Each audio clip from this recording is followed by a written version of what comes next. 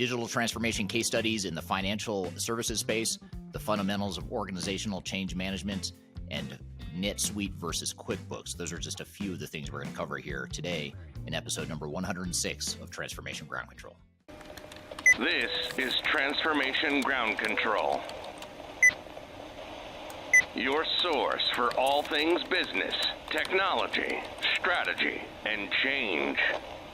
If you're growing your business, leading change within your organization, or undertaking any sort of operational or technology change initiative, this podcast is for you.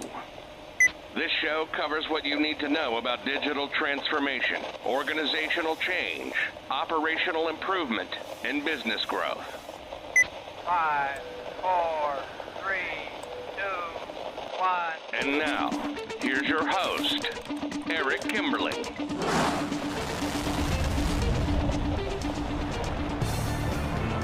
Hello, welcome to Transformation Ground Control, episode number 106.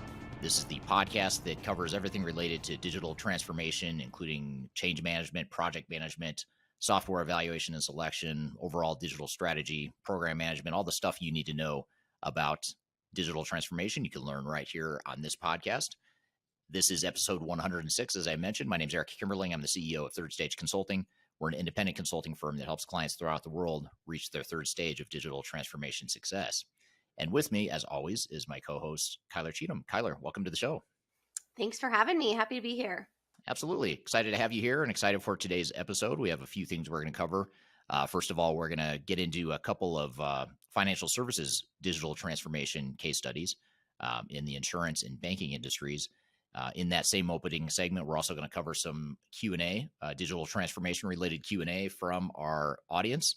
And then we're going to bring our first guest on later today, Ron Leeman, from an organization, a training organization called Highway of Change. He's going to be on with me talking about the fundamentals of organizational change management. Last week's episode, we had another guest that talked quite a bit about resistance to change and why it's so important, how to overcome resistance. But we're going to go a little deeper today into just change management tools and mechanisms and ways to execute on change management. So that'll be a great conversation. And then later in the show, we'll have an interview that Kyler did with Kristy Barber, who is going to be on the show talking about the comparison of Quickbooks versus NetSuite. I know a lot of people listening to the show are smaller to mid-sized organizations that might have outgrown Quickbooks, or perhaps they're thinking about whether or not they should go with Quickbooks or perhaps NetSuite. So we're going to do a bit of a comparison discussion there later in the show as well. But before we bring on those guests, let's chat through some of the Q&A and case study items you've got for us. Kyler? Yeah, absolutely. Well, I've got some fresh questions in the question jar. Just a reminder, on each episode, I do feature audience questions that I ask Eric from all of his platforms, TikTok, YouTube, LinkedIn, Twitter, anywhere that you follow him, I do go in there. If you tag me at Kyler Cheatham directly, I'll make sure to pull yours. But we've got some really good questions today. So let's get into it. All right. All righty. I'm nervous. I know. One of them is kind of mean, so this is not. Well, don't pull that one Okay.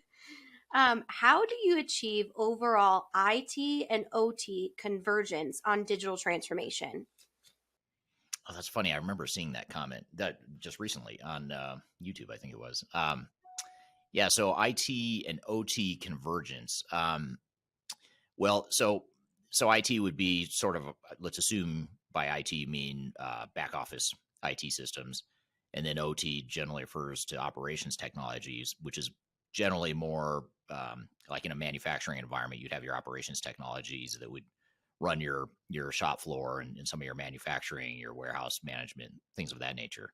So if we sort of bifurcate the two, sort of back office, corporate office sorts of technologies versus the more product and customer facing technologies. And it's a great question because it's really hard for technologies to be good at everything, to be good at the back office and the front facing side of things. And so oftentimes what happens is you really have two choices, really, which is you could buy a single system or look for a single set of technology that integrates across IT and OT, but you're probably going to give up and compromise on some of the functionality, but you're doing that knowingly in the name of integration and single platform. Or you could have different technologies, separate technology to handle your back office and another technology to handle more of the customer or product facing side of things. In which case, maybe you mitigate some of the risk of not having the functional capabilities you would require. But now you've created another risk, which is now you've got more integration and potential data issues and things like that. So it's a trade-off, but I think the key is really to understand and be deliberate about what kind of technologies you're going to use. And to the person's question there, ultimately, how are you going to integrate it, either through one single solution or tying together multiple ones? Yeah, and it sounds like that's a pretty common and foundational theme of digital transformation is mapping out those integrations and how those systems, if it's one or many, will work with each other to get the desired business outcome. So Right. definitely a great question to ask throughout the entire process. Yeah, great question. Okie dokie. So this is more of a comment than a question, but I think it's something that's really important to address. This user said it's a nightmare to integrate different systems in a merger and acquisition scenario. And I know you know that all too well. So I thought we could kind of get your feedback on how to best address that in a company that is in a merger or acquisition scenario.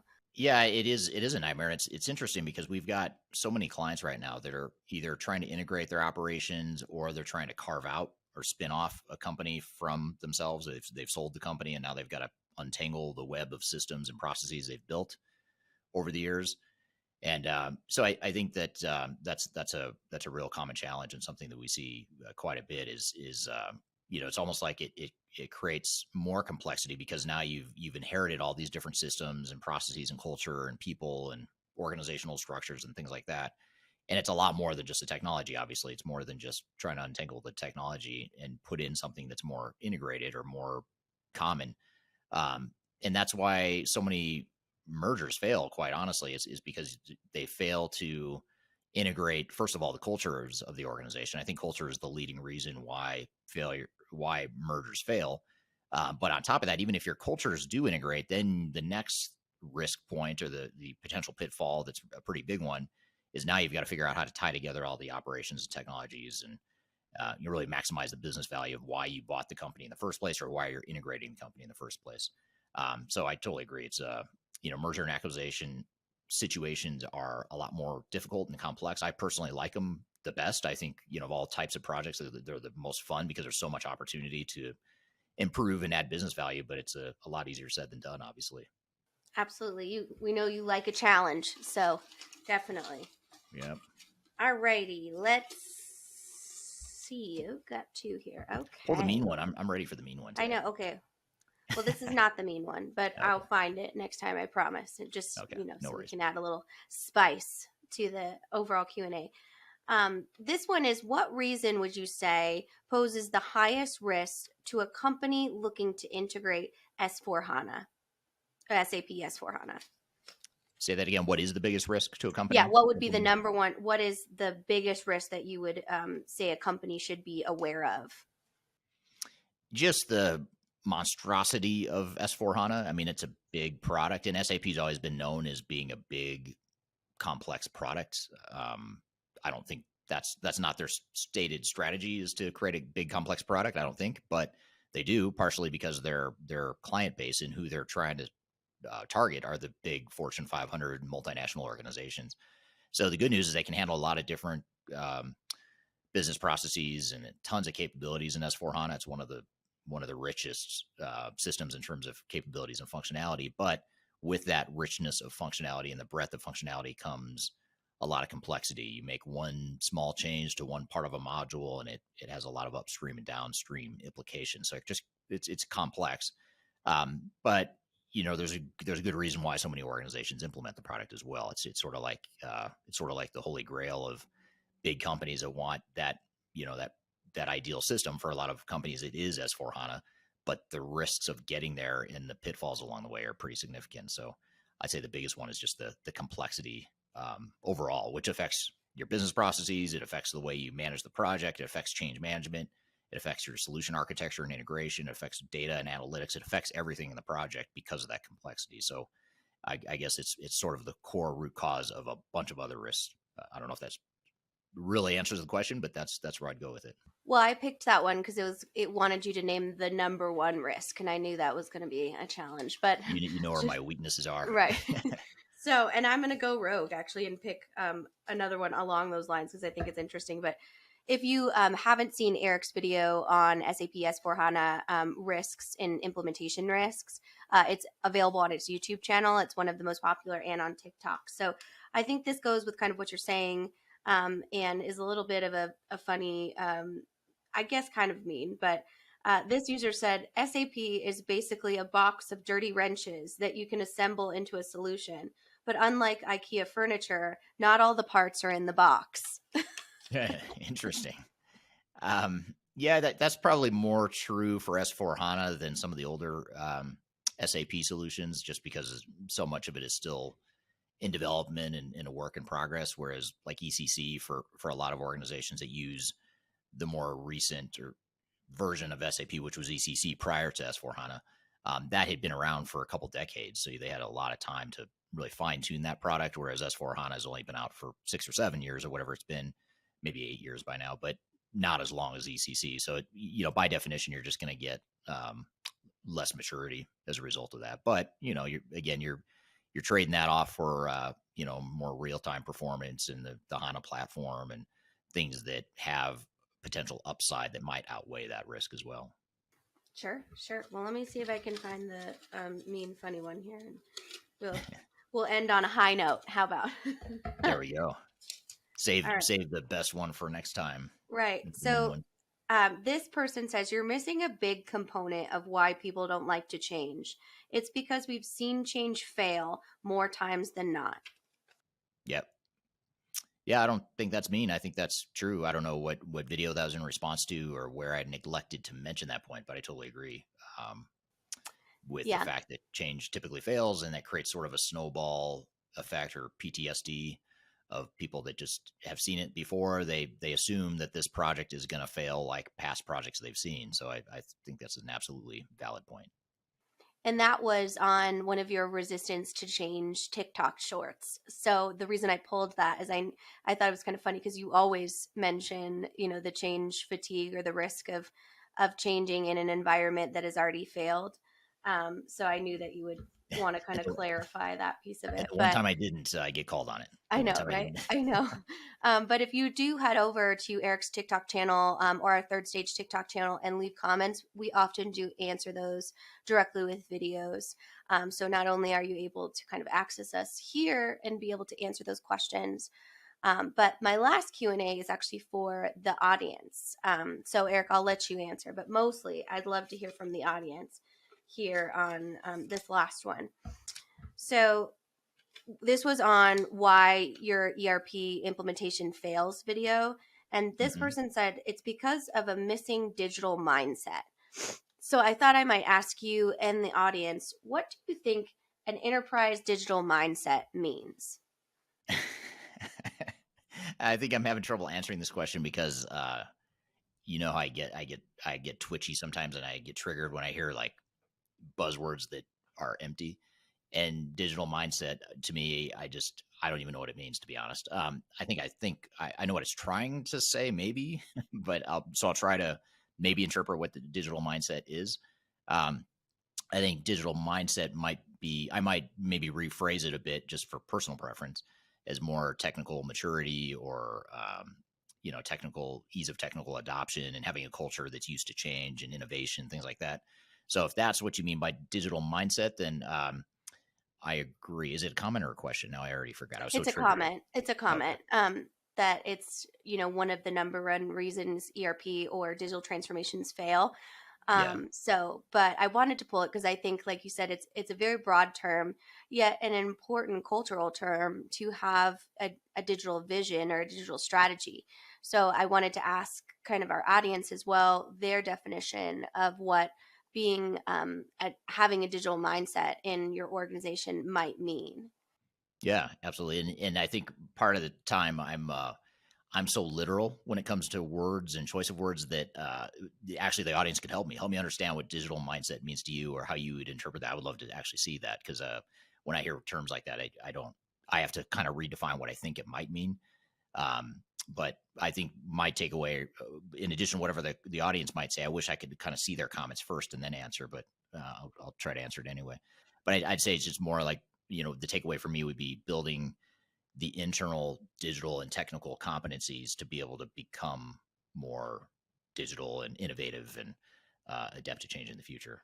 Absolutely. I think that, that is a good holistic answer. So we'll hear from the audience. And speaking of digital mindsets, if you will, we have our other two case studies that we had talked about, kind of real world digital transformation case studies that we looked at last week. So if you haven't heard last week's episode, you can find it wherever you get your podcast. We went through a few of these and saved a few to look at now. So Eric, I want to kind of read these to you and then get your overall feedback on some key learnings that we can pull out as a group here. So this first one is a health insurance firm that transformed key processes and improved star rating. So that was their overall goal, and how they were going to maximize business value is that star rating. So a Fortune 50 health insurance organization with over 1 million contracted providers in all 50 states here in the United States. They were facing several organizational and operational challenges, including dependency on legacy systems, lack of automation across all processes, manual handoffs, and access to critical data. So what they did is they implemented a low-code digital transformation platform to transform several critical processes, handling appeals and grievances, providing contracting, Medicaid and Medicare enrollment, which are government overall systems here in the United States, claims processing, and complaint tracking. The platform actually caters to over 10,000 users daily, increased efficiencies by 154%, and improved annual savings to $20 million.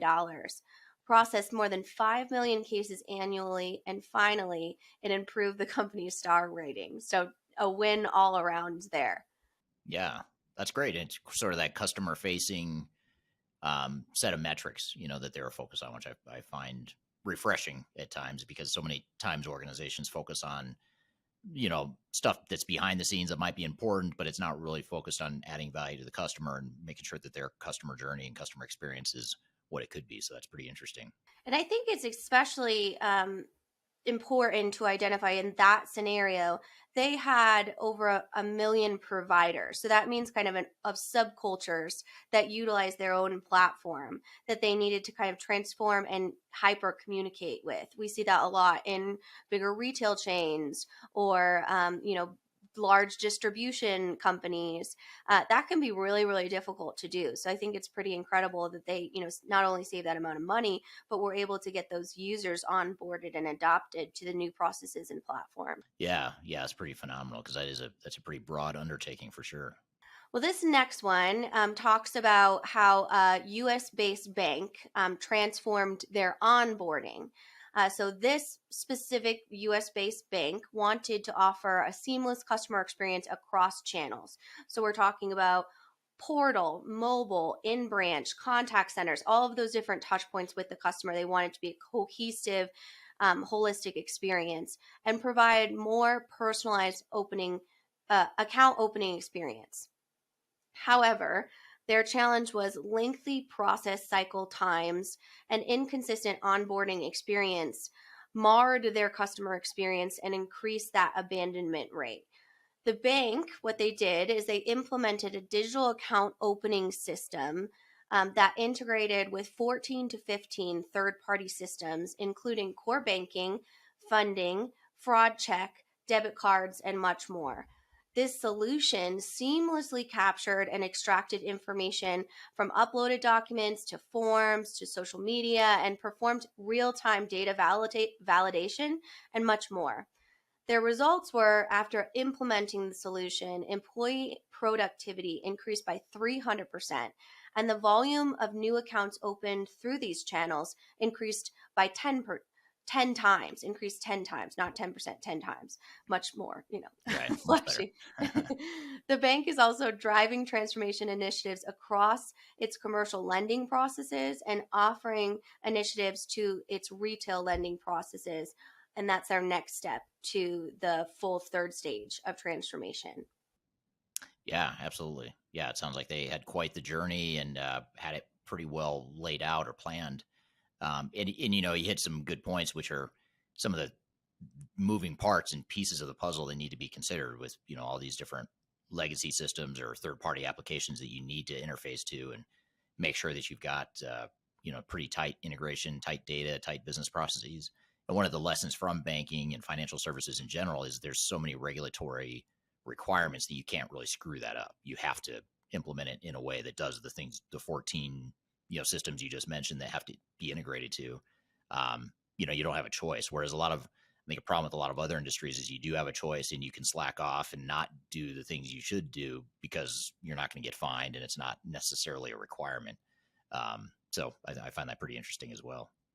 Absolutely. And I think the thing that I find most interesting about all of these case studies we cover in the last 2 weeks is the measurement component. They were really dedicated to measuring where their current state was, where they wanted to go. They put out their exact vision and goals they wanted to achieve, and then measured those goals at the end.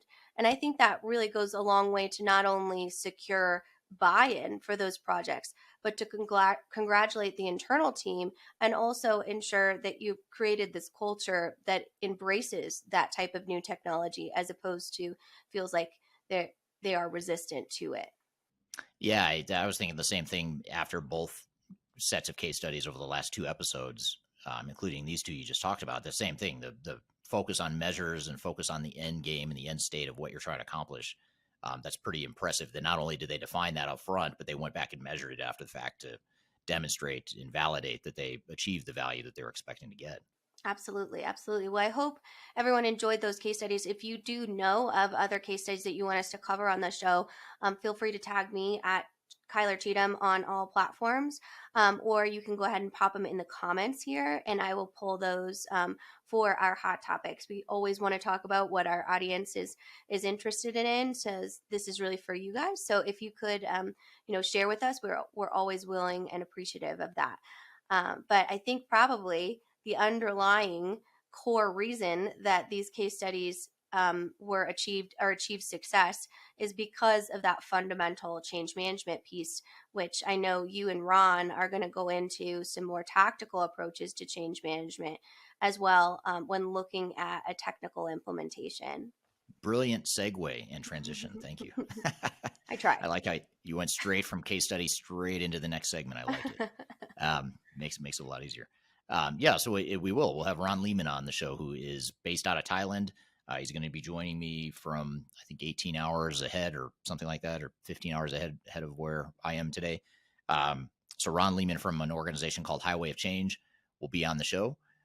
He's going to be with us talking about the fundamentals of organizational change management. We'll get into the nuts and bolts of what it means and how it works, not only why it's so important, but more importantly, how do we execute a change management plan, or what are some of the most important things for us to consider?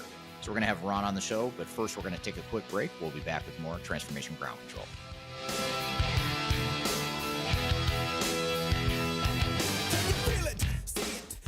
Interested in working for a company that truly values your unique skills and experience? Here at Third Stage, we don't hire based on resumes alone.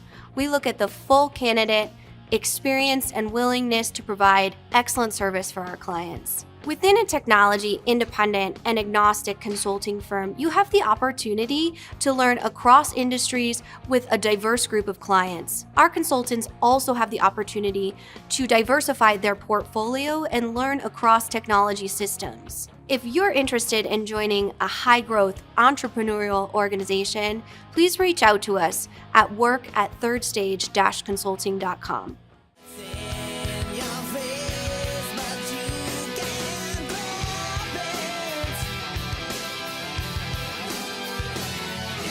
Hello, welcome back to Transformation Ground Control, episode number 106. This is the podcast that has everything to do with digital transformation, including the people, process, technology, and strategy sides of change. You can find new episodes every Wednesday on audio podcast platforms throughout the world, as well as streaming to YouTube, LinkedIn, Facebook, and Twitter.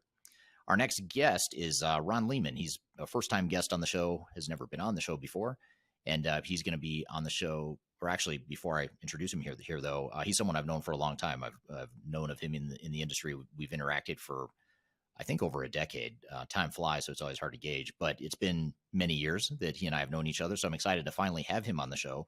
He's a fellow change management practitioner and expert in the space, based out of Thailand. He's a change management trainer, and he, in addition to being a change management consultant in his past, now is a trainer, lead trainer on a change management online training course. So we'll let him describe that a little bit more detail. But all that being said, Ron, welcome to the show. Thank you for having me, Eric, and welcome from Thailand, where it's 10 o'clock in the evening. Yes, but it's not quite my bedtime yet. Yeah, thank you for being here. It is getting a bit late your time. Just when I was about to complain that it's early my time, I guess I shouldn't complain because it is later where you are for sure. So tell us.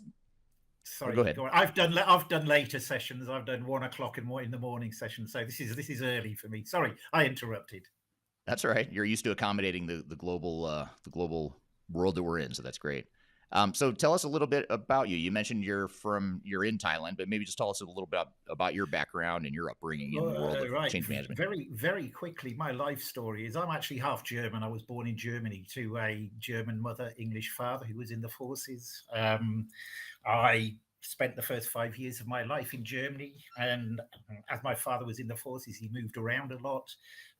So I did my secondary schooling in Malta, middle of the Mediterranean, which was great. And then we moved back to the UK. I had to find a job. So I joined the Ministry of Defence as a civilian, not in the army. And I think that was when I was first introduced to what I would call change management, but before it was called change management, because I went on a 3-month intensive course at what was called then the Royal Military College of Science, which is now the Defence Academy. And it was a course called Work Study by somebody called R.M. Curry. You nodded your head, you know what it is. And it was all about method study and work measurement. So you studied people's way of working, you measured their ways of working, you made their ways of working more efficient, you got them to change, and you remeasured it to see how more efficient they were. So effectively, it was early change management. But right. I didn't call myself a change manager till the mid-90s. I left the MOD after a long time. I joined a bank, or a building society as was, but that converted into a bank called Abbey National, then Abbey, which is now Banco Santander, as a systems analyst, then a productivity officer, and then a project manager and various different things. I left there after 8 years, went on the contract market in the UK, basically working for myself through my own company. And so from 1996 to 2011, I was on the contract market, worked in about 30 odd different industry sectors, and implemented many technology implementations. And then I started coming to Thailand in 2007. I'm nearly finished now. I met my wife here. She came back to me in the UK. 2011, we made a conscious decision to move over to Thailand. I've been in Thailand for 2011, so 11, 12 years.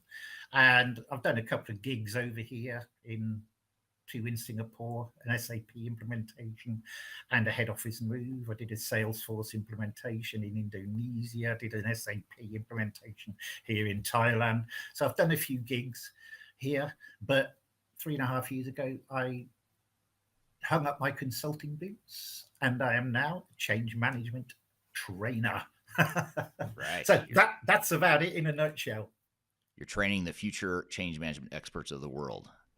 Yeah, exactly. And it's quite funny that you this is called the fundamentals of change management, because that's what my training used to be called. But tomorrow, I'm going to make the announcement that I have rebranded my course, and it's now going to be called Driving Change Management instead of the fundamentals of change management, because I believe it's more than the fundamentals. Yeah, there is more about it than just the fundamentals. So Right. There's leading it and I like the word driving because it suggests that there's action being taken or that you're moving the organization forward. So we'll Absolutely, absolutely. so tell us a little bit about the course. So Well, you're the a change course, management trainer now. You've got this online course. Tell us about sure. what it looks like. So the course it's a total of 2 days, but it's split into 8 2-hour modules.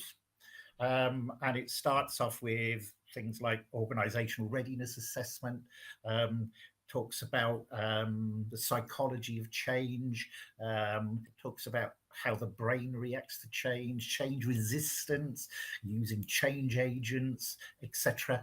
And then it moves into what I call my practical framework approach to change. Okay, it's a framework that I developed way back in 2005. And it starts off with 3 foundations, which are sponsorship, stakeholders, and communication.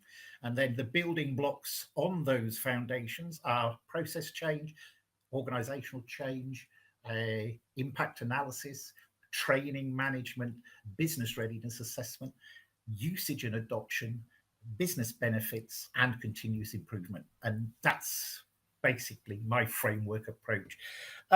It's a modular thing. You can use it in its entirety, or you can actually use parts of it. It depends on the initiative you're working on, basically.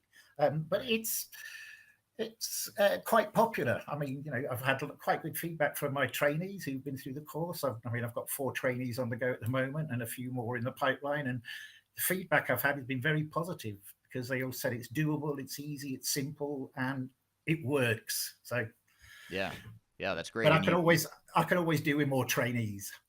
Right. There you go. Yeah. Shameless plug there, right? No, that's great. And to be clear or candid, I guess, with the audience, the fundamentals of change name for this discussion, I actually stole from you in your course. So thank you for giving me the idea. Absolutely. For what to call this.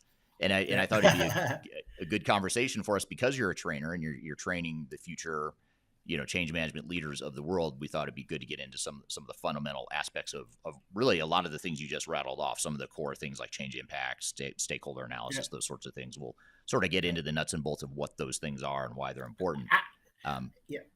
It does actually get into the nuts and bolts. It actually goes into quite a bit of detail. So yeah, that's great.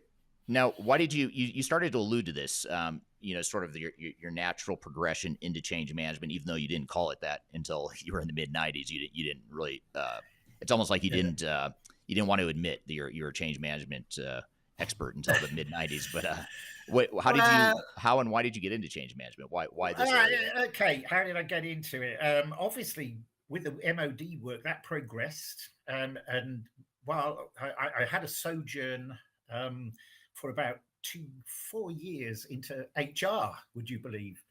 Still within the Ministry of Defence, but one of the jobs was as a what they call an admin officer for the British Forces Broadcasting Services in Germany. And apart from being an administrative officer, I got myself a radio program. So I was a part-time DJ as well. Nice. Moving on from there, when I moved back, I joined what's called the Small Systems Group, and it was my first introduction to technology change. And basically what it was areas where the British Army were based would request a small system of some kind to replace their manual work. We as a team would go out, we'd look at the way they were doing their work, assess the work and see if they actually could help with a small system. And we either recommended it or not. Then I left, as I said, the MOD, joined Abbey. And I won't go into detail about what I did there, but it was various things. And it was never called change management. But when I went onto the contract market in 1996, I started off in process work because that was really my background. Yeah. And in, I think it was sort of late 90s, I was working for the Bank of Scotland, as it was then. And it was doing process work. And it was a core banking implementation. And, we were there as a team. And we had a sort of like a team meeting, and we said, we're missing something here. I said, we're doing all this process work, yeah, but we're actually missing the implementation piece. How are we going to implement it? And that's when the name change management came up. Yeah. So it was like, part of the history of change management is in the 1990s, it started to get a name. In the 2000s, it became more formalized. And I just happened to start calling myself a change manager after, doing the implementation work for the Bank of Scotland. And I just went from there. So I've kind of fell in to change management, if you like. Right. But I got to admit, I have to make an admission here. This should be good. I've never been trained. I've never been certified. What I have learned is actually everything is been doing the job. Yeah. So that's an admission. Okay? Right. Which I think could be a good thing, because it could be a good thing because you're making it less academic, which I think sometimes change management can be too academic, and you're making it more pragmatic and applicable, I would say. Yeah, that's a good point, actually, Eric, because I try to keep away from academia. I won't say I despise academia. I dislike academia, right? Because it is too formal, it is too theoretical, etc. So everything I do is on a very simple, pragmatic basis. Yeah, and my course is exactly that. It's in simple terms, simple language, and that's the way change management should be, because there's too many change managers out there who try to complicate change management. And basically, if you think about it in a logical way, change management is not really that complicated. Right. Says he who's been doing it for goodness knows how many years. Right. I'd agree with that. It's difficult, but it doesn't need to be complicated. I think change is difficult. Change management doesn't need to be overly engineered. Absolutely right. Yep. Yeah. Well, good point. So just before we jump into change management here too, just real quick side note. I know, and I've known you for a long time in the industry. Probably, I feel like I've known of you, or we've interacted for at least 10 years or maybe more. But one thing I did not know about you until I was sort of researching you and just looking at your background to come up with good questions for you. One thing I learned that I didn't know is that you're also a part-time artist. So I'd love to hear more about. I know you're a DJ. You mentioned that, but what about this art thing that you do on the side? If I move to one side, okay, you can see just here behind me. These are 3 of my artworks. They're part of my art in architecture collection. It's a very difficult thing to describe, but it's all about sourcing images of architecture, right, in this case, cutting, slicing, dicing, sticking into a formal structure. So you still get the basics of the building, like the black and white one here, whichever side it is the Lahore Fort, okay, in Pakistan. Right. You still get the basics of what the building looks like, but it's not, if you know what I mean. Right. And I've got tiger collection, elephant collection, flower collection, etc. And it takes, if I put my mind to it, it takes me a couple of days to get one of the pieces of work done, but you have to think about, you have to source the right images first and I source it from the internet, basically. So I've currently got an exhibition in a upmarket restaurant down the road from me, and keeping my fingers crossed that I might sell a few. That's awesome. Well, very cool. I'm not familiar with that style of art, but it's very cool looking. So I appreciate you sharing that personal story there.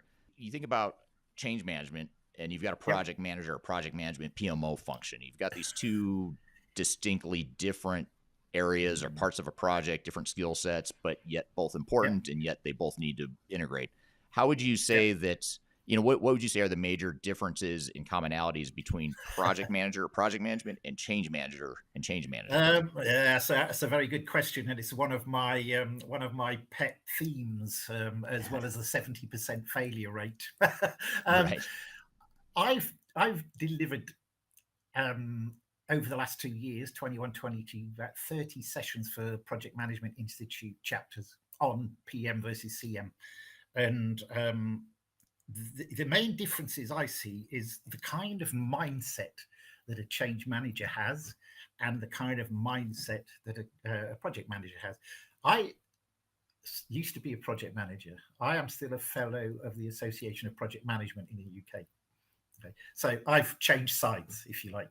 And the reason I changed sides is because I didn't have that sort of statistical, very focused mindset that, focused on targets, on timelines, on quality gates, etc. I'm more of a people person and more of a flexible type resource when it comes to change management. So project managers, the latest PM Box 7, I think it's got about 400 pages. And they do a lot. They're starting to call themselves change makers, actually. And they do a lot. In the PM Box, there's a lot of stuff about communication, about stakeholder management, etc., which kind of confuses me because I personally don't think that a project manager has the time, the capacity, or the capability to be a change manager as well. There's a but there. It depends on the size of the project and so forth. But the main difference is the mindset. The project manager is very, very, very focused on statistics, on timelines, on deliverables, etc. Change manager isn't. And then the one key difference is that when a project manager has delivered to time, cost, quality, and scope, go live. Thank you very much. That's it. They're done. Finished. I've finished. Where's my next project? Whereas us poor change managers, benefits realization, reinforcement, sustainability, usage and adoption, etc. And we spend a lot of time after go live on the project actually doing those things that the project manager has washed their hands of, if you like. Their job is done, but in many ways, ours is just beginning at that point. Yeah, yes. So it's a mindset thing. I'm not saying they can't. Yeah, and I'm not saying they can, but it just depends on different factors. I did a very quick bit of quick and dirty research some while ago where I said from project managers, and I asked them, how difficult is it if you do both jobs, to do both jobs? Yeah. 56% came back as saying it was either very difficult or quite difficult. So it is difficult because of and because of the size, the scope, and all sorts of stuff, and the different mindset you have to use when you're dealing with stakeholders or senior management, etc. So that's the key. That's the key difference, I think. And if anyone wants me to provide a PM versus CM session for them, I do them for free. Interesting. Okay. Well, that's good to know. And especially if, I imagine that'd be applicable if you're a change manager wanting to learn more about project management, or if you're a project manager wanting to learn more about change management. It seems like, I think one thing you bring up, though, that's really interesting is that I think having some fundamental rudimentary knowledge of both is really important. So if you're a change manager, having some basic project management skills, and if you're a project manager, having some basic change management skills, absolutely. I think that integration is really important. Yeah, I've actually trained quite a few project managers. I've taken project managers through my training, and they've loved it because it's given them that extra piece of extra, what they call it, arrow for their bow. Right. They've loved it. So right, arrows in their quiver. Is that the cliche? I'm really bad at cliches, so I'm probably the last person you want to be asking. But we're here with Ron Leeman talking about the fundamentals of organizational change management. We have a lot more to cover, but first we're going to take a quick break. You're listening to Transformation Ground Control.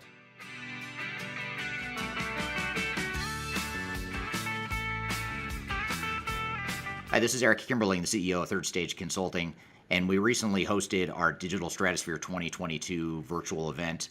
It's 3 days of packed content related to digital transformation best practices, about 16 or 18 different workshops and different speakers that are presenting on different topics, everything you need to know about transformation. The The bad news is if you miss that event, the event's over. The live event already happened. But the good news, if you've missed it, or even if you did attend it and you want to see replays or you want to catch the sessions you missed, you can do that now by going to stratosphere2022.com. Go to stratosphere2022.com, register. All you have to do is put in your name and email address, just a few fields. You get immediate access to all the recordings. And the recordings cover everything from digital strategy, software selection, organizational change, process improvement, architecture, data migration, cloud, trends in the industry, how to avoid failure, some of the legal aspects to think about, contractual aspects to think about as it relates to your transformation. All that is stuff that you'll get by registering for Stratosphere 2022 Replay. And again, go to stratosphere2022.com and you can listen to all the replays of all the workshops that you might have missed at the event. So hope you check it out, and thanks for listening. We'll see you soon.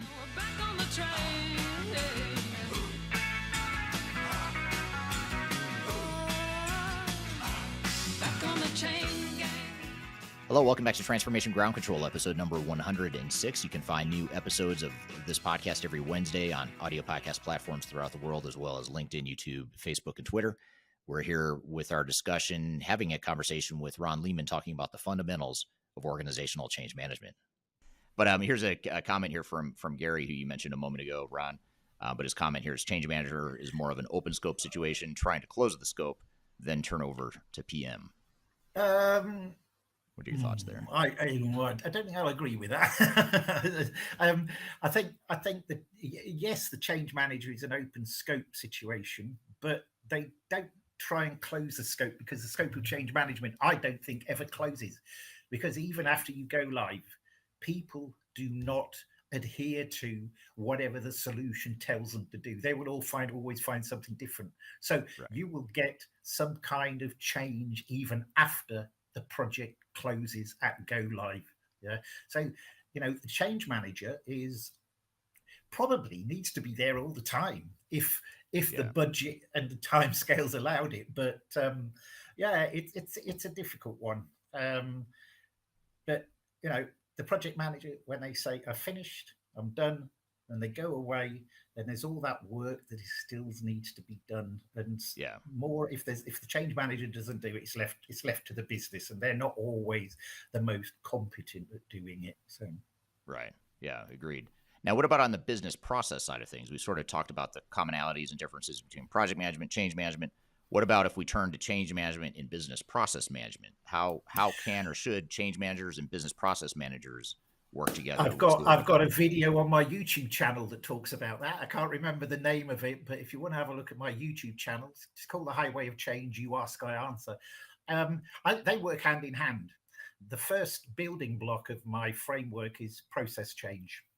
Okay, you can't expect, if you're in the role of a change manager, you can't expect the change manager to actually deep dive into process management or process design, etc. So in previous roles that I've had on the contract market, I've always used a process analyst, and we worked in close collaboration with each other because they're providing, a view of the as is. Yeah, and then obviously all the gap analysis and stuff, and then a view of the to be, and obviously and then the impact of the difference between the two.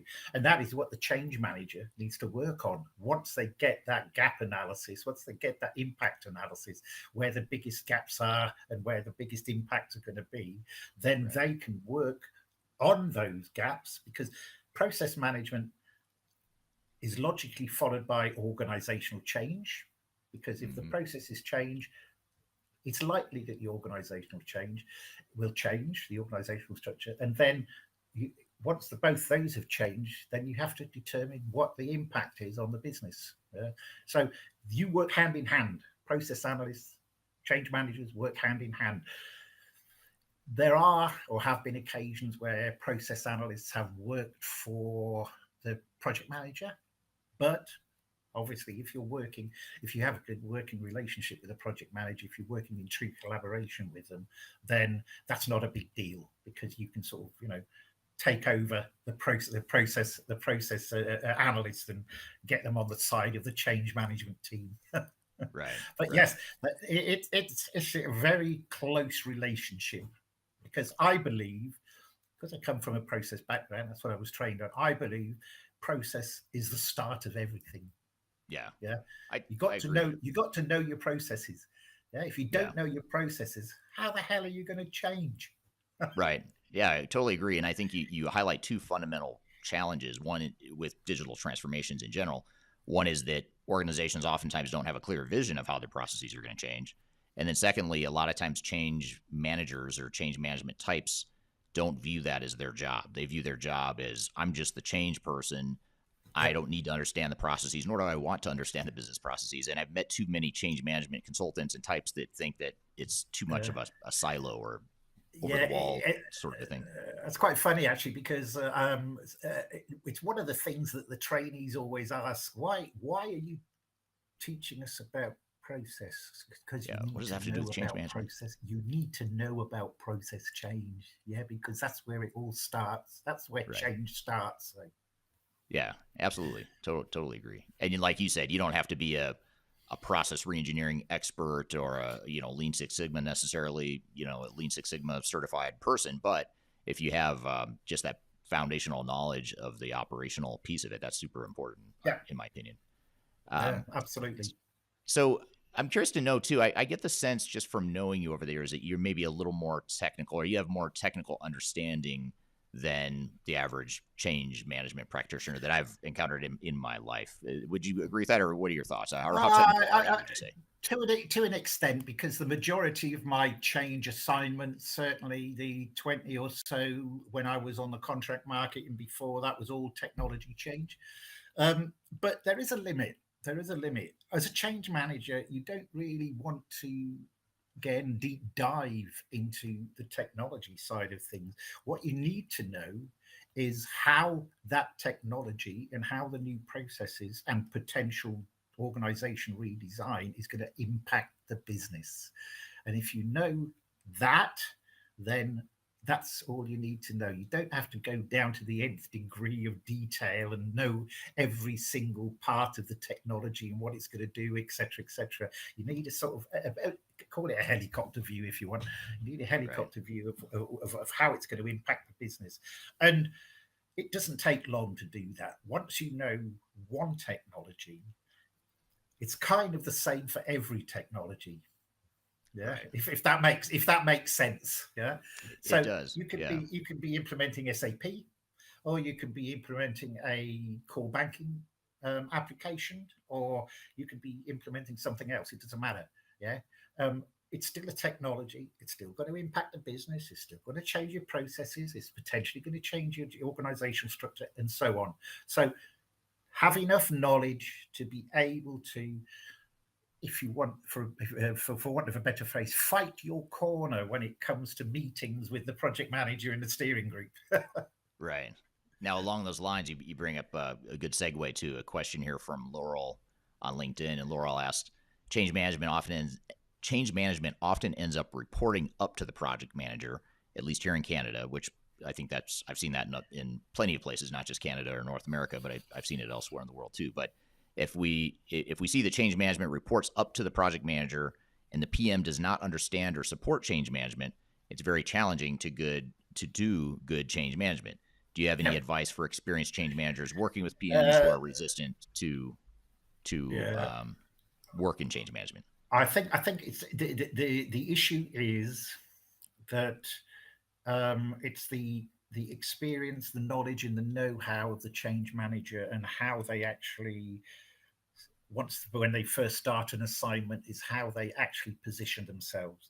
And myself, I'm a fairly sort of open, gregarious type of person. So right. I would always say, we work in collaboration with each other. I don't report to you. You don't report to me. We work hand in hand, yeah, because we both want the same things. We both want to deliver that solution to the business on time, on budget, etc. Yeah. So, I don't want to be reporting into you because you may not understand some of the things I said. And that was quite prevalent here. Just an anecdote here in Thailand. Here in Thailand, they don't do change management, by the way. They have the Nike approach, which is just do it. Get on with it. Because I said so. And it was very prevalent here because I did report into the project manager and he had no understanding of change management. So when I was presenting statistics like business readiness, how ready are the business for go live, and it was showing that they're really not making much progress, or we had a problem with training and I raised some issues, I red flagged training, and they just like said, I don't care. Yeah, change it to orange. Yeah, you can't red flag it. I said, well, I'm not going to change it. I'm not going to change it because I believe there's a problem. Yeah, so it depends on the kind of experience you've had, the sort of how you are as an individual, and I believe I believe that you are equal in terms of reporting into the steering group, etc. And again, I've referred to my training. Part of my training is about collaboration and working together, getting change management activities into the master project plan so it becomes visible. Because if it becomes visible, then the senior managers, the steering group, whatever, they will notice that change management activities, communication activities, great, business readiness activities, great, usage and adoption activities, great, and all of a sudden it becomes important. Yeah, right. The only problem is that and I don't know how big this issue is, but in my experience, when I was on the contract market, I was always brought into projects late, 2 or 3 months after. The projects I mentioned here in Singapore, I was brought into both of them late. And the problem is with that, then you're chasing your tail, you're firefighting, and you never really get done what you want to get done. And you're always answering to the project manager. And it always ends up in some kind of fight, not physical, but verbal. And that's not good for the project. Okay. No, especially because the technology is always going to change faster and move faster than the human change management piece of it. So there's always going to be that tension between we've got to deliver our technical deliverables over here on one stream, and then on the other stream, you've got the change side, which is, well, the people are changing a lot slower than you're implementing the technology. Exactly. And that's the natural tension, I think. So it's about getting on with each other. It's about building a relationship. Build a sort of a collaborative relationship, and make it very clear what your roles and responsibilities are, and find out what their roles and responsibilities are. And if any of them cross over, then you have to make a decision of whether that's a joint role and responsibility or whether one party can take it from the other. Right. Yeah, and here's another comment from Gary. He says, I've had situations where a technical project engineer is joined at the hip with me. So working more in parallel and integration between the two streams there, which is really important. Interesting. Absolutely. What about this question from Kyler on LinkedIn? Kyler asks, what would you say to a project stakeholder that says, we don't need organizational change management, we have training? or we've already addressed it. We've already addressed change management. We've got our training plan. The users are going to get trained. What would I say? Go live. What would I say? I'd say you have to be politically correct, though. Like what you really say. I'd probably be very. Not what you want to say. I'd probably be very open with them. I said I would ask them what they know about change management. I said, okay, you've got training. Okay, so is that what you know about change management? Is that change management just training communication? Right. Yeah. Do you know about people's habits? Do you know about people's mindsets and behavior change? Do you understand how the brain works in terms of change, how it reacts to flight or fright? Do you understand that or there's all this stuff that comes after you finish the project? And I'm guessing that the answer will be no, because the issue is with a lot of the people that say, we've got training, we've done communication, is they don't have an understanding of what change management really is. They don't understand what the components of change management involve and how deep you have to go into people's mindsets and behaviors and habits and change them, etc. There is still very much a lack of understanding. by the C-suite, unfortunately, of what change management is. And because they think it's training communication, we're not going to spend money on that. Why should we budget for that sort of thing? We can get our project manager, who's a great project manager, doesn't know anything about change management, but they can manage projects, the training and the communication stuff. And this is why I'm doing the PMI chapter sessions. Is just trying to get that message across. I mean, we're a relatively young discipline. If you think about sort of the 90s and the 2000s, when they sort of the ProSize, the Hyatts and the Daryl Connor and Cotter, etc., all started their stuff, and how that became formalized in the 2000s, where then sort of organizations started thinking about, hey, this sounds good, we're going to start using change managers. But what it seems to me like, it hasn't progressed that much from there. And we as change managers are still fighting for a seat at the C-suite table. We're still in the process of convincing people that change management is a good thing. But unfortunately, you have the ostrich syndrome, where people just stick their head in the sand and don't listen. Right. Absolutely. That's well said. And here's a really good question. I'm not going to pop it on the screen because it's a bit longer, and I'm going to paraphrase it a little bit. And it's from Laurel on LinkedIn. You can probably see it here on your chat, Ron, but I won't pop it on the screen just so it doesn't cover our entire faces here. She talks. So Laurel asks a question and mentions that in her experience, change management holds programs and projects accountable for business benefits in ways that aren't well understood by PMs or the stakeholders. And then, Ron, you mentioned that this creates a sort of conflict or conflicting goals and priorities on a project. Have you seen examples of a time when a project has been accountable to the business benefits and not just the delivery of budget, scope, budget, and schedule? Yes, I have. I was involved with a project for, sorry, my light's gone out. Your light went out. I was involved in a project for the manager of the UK's rail network. They were combining 11 record centres into one centralised record centre.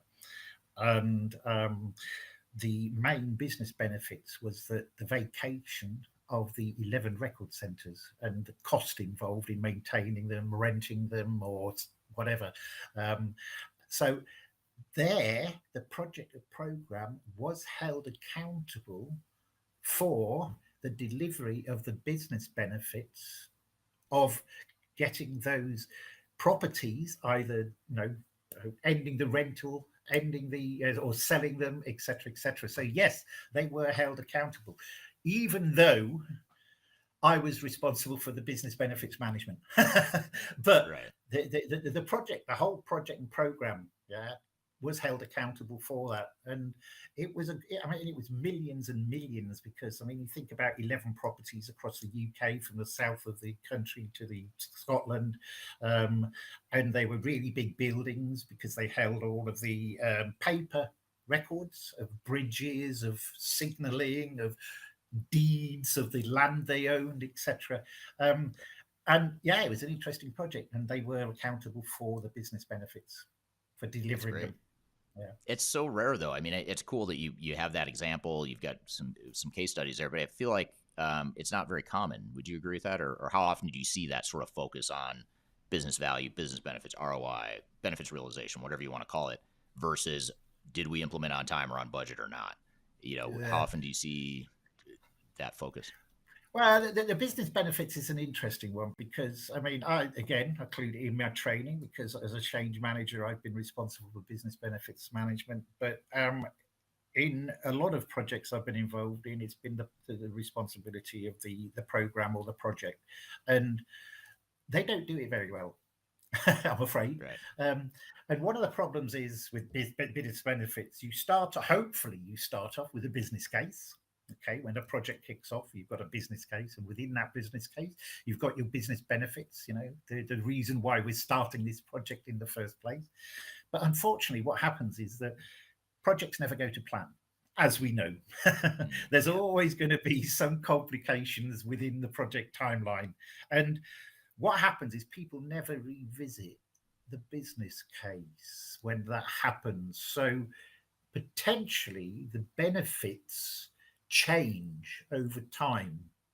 So Right. the business case basically needs to be a living document as such. Yeah. And if you feel that whatever you've done or whatever has happened with a project, if you've underestimated the complexity at the beginning and all of a sudden you think, hey, this is going to take a couple of months to sort out, how are the business benefits connected with this actual thing that's happened in the project? And if they are, you need to go back and rethink your business benefit. But that never happens.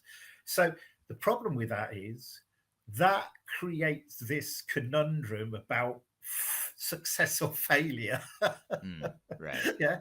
So you can have failed against your business benefits in the business case, but the project changed halfway through. So Right. we were actually we were successful. And and I think this is where the oft quoted 70% comes in. But then Right. the other question is, how do you measure success and failure? And I could talk about that all day. There's no standard way of measuring the success of a project or the failure of a project. I mean, project managers would say success is time, cost, quality, and scope. Change managers would say we've hit our usage and adoption targets. Right. What is it? What is the change? What is the success? What is the failure? And that's a difficult one. It is, and I think that's not just a change management or a change manager issue. That's also a overall business vision and strategy and goals. Like just having a clear vision of where you're headed, why are you doing this project, what do you want to get out of it. It's more than just moving to the cloud. It's more than just deploying technology. It's instituting some sort of measurable change within your organization, and too many organizations don't really understand or articulate what it is they want to get out of transformation. So isn't that part of the problem too? It is, and it's a joint thing, to be honest.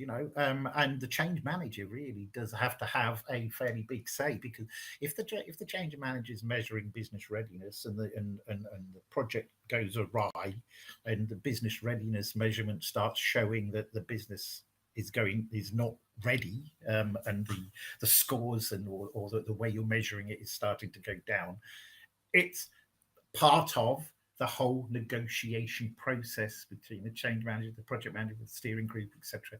And it's a difficult one, because in my experience, take the Thai project I mentioned, the SAP implementation, when I raised the red flag for training, they just ignored it.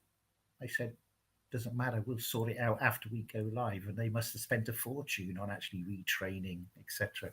So the major thought processes of a steering board or program board is, we must go live on the date we said we were going to go live, regardless of what anyone says. Right. And that was the case, and it's unfortunate, but that happens. And as a change manager, you have to live with it. Yeah, it's very true. It's a lot of organizations will say, come hell or high water, we are going live, we're going to hit our budget, and that's okay. You want to be aggressive on one hand, you want to have parameters and controls and accountability in place, but you also want to be mindful of what is the impact of the organization. Sometimes organizations will spend a lot more money fixing the mess later on that they created by going live on time and on budget, when really maybe they should have just taken the hit back then, spend a little bit extra time and money on getting it right versus the business impact that happens later on. Absolutely. Good. We're here with Ron Leeman talking about the fundamentals of organizational change management. We have a lot more to cover, but first we're going to take a quick break. You're listening to Transformation Ground Control.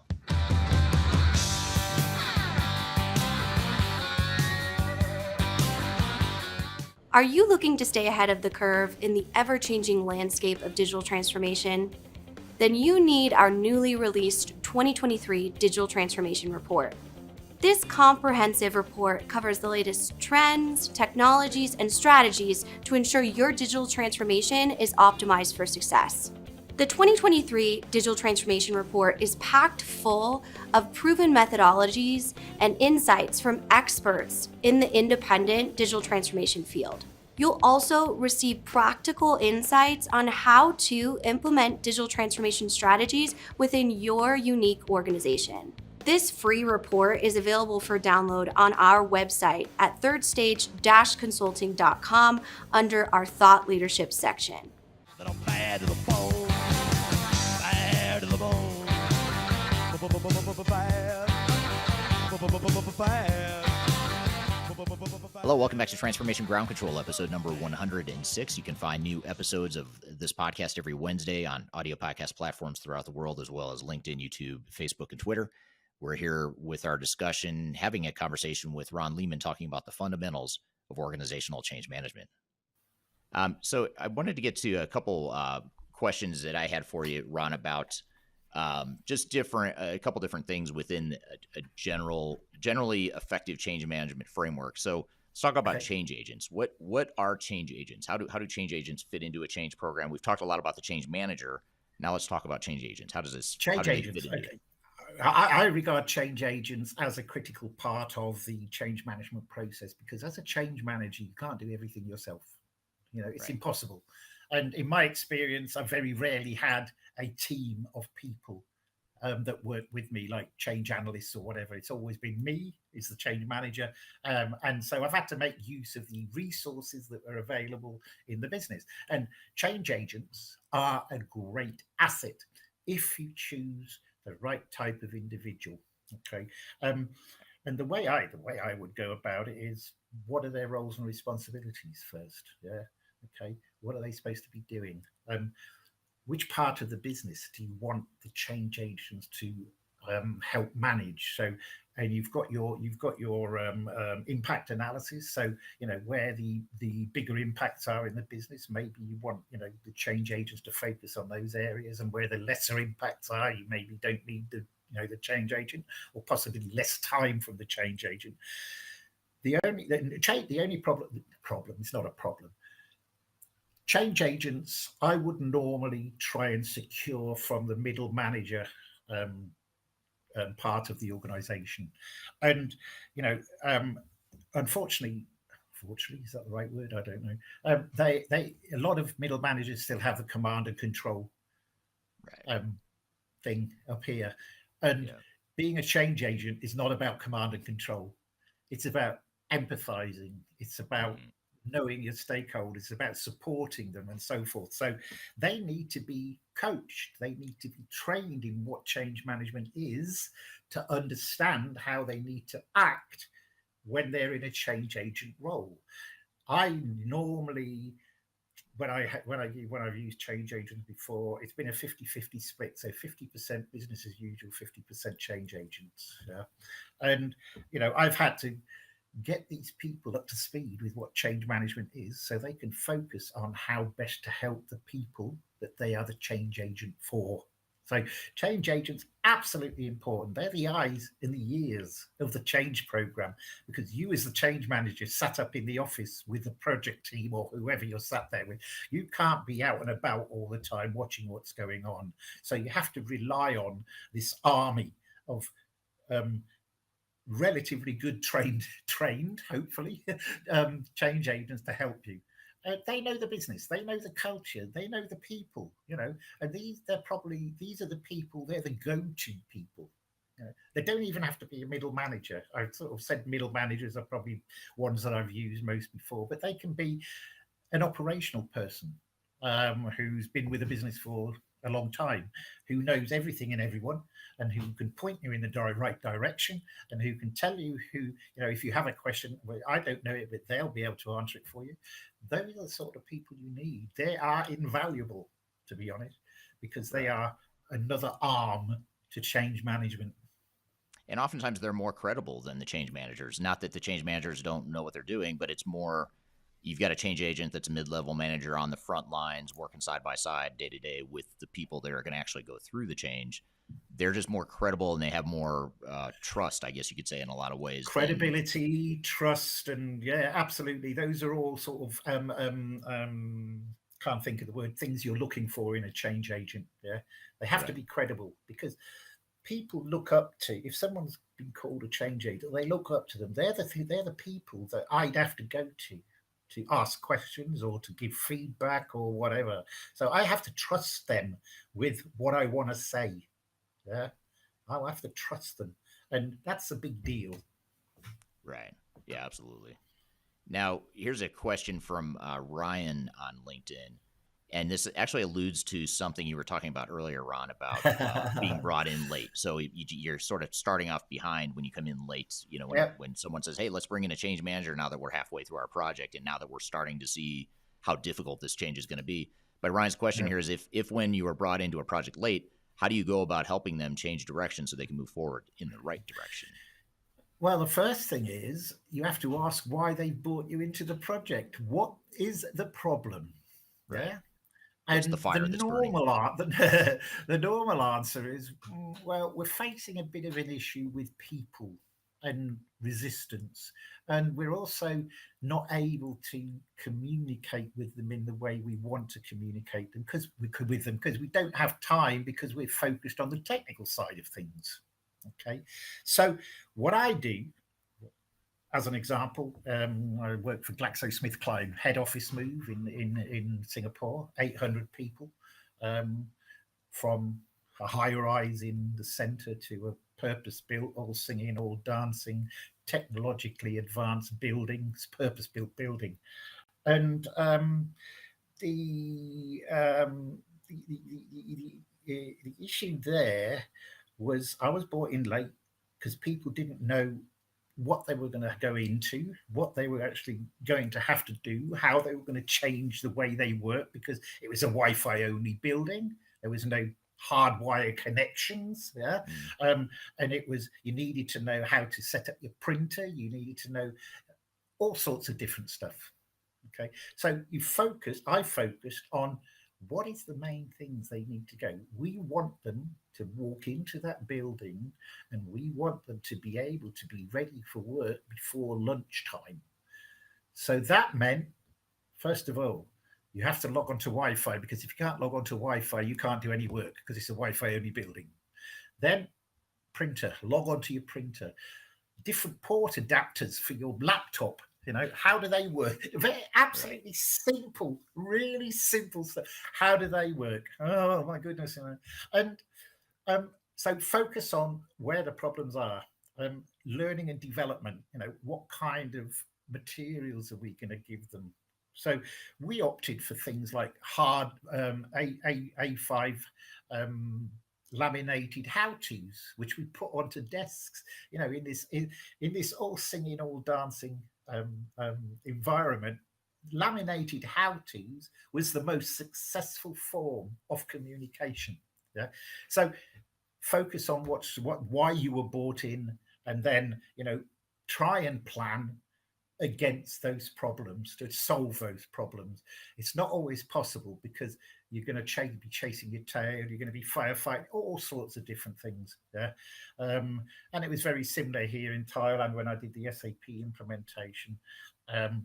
They had done one communication. I started in February. They had done one communication the previous November. And that was it. That's all the business knew. I said, the first thing we need to do is get some kind of awareness out there of what the hell's going on. And then I said, what about business readiness? Do we have any indication of whether the business are ready? You know, because to me, it seems they were. We don't understand what business readiness is. Okay, right. I'll explain it to you. So focus on the problems, focus on what you know as an experienced change manager will help solve those problems and implement them. And don't hang about, just do it. If you have to do it yourself, do it yourself. Right. Yeah. So yeah, it's one of those things too where if you redirect, if needed, if you redirect some of your effort, your time, your budget to change management, and you have to skimp a little bit on the technology piece, or you have to forego that one extra module or that one extra bell and whistle that you think would be kind of cool to have in your transformation, I always say that, you know, that's better just to get a lesser technical solution in place that you've managed the change to really well than having a better technical solution that you can't implement well because you haven't managed the change. So I think you just have to find that right balance as an organization. It's a hard gig when you get brought in late because, you know, you're forever thinking, what can I do next? What can I, how can I improve the situation? What do I have to do? What? And the other thing is, get out there and talk to the stakeholders and ask them what the issues are. What are you finding the issues are? Yeah. And if they explain to you, what the problem is. We had a problem with an SAP implementation for Manitowoc Group, again in Singapore, and there was a problem with the communication in Australia. So we delved down into the detail, and we found that the person who was supposed to be cascading the communication to their people wasn't cascading the communication. So we cut them out of the process, and we sent the communication direct.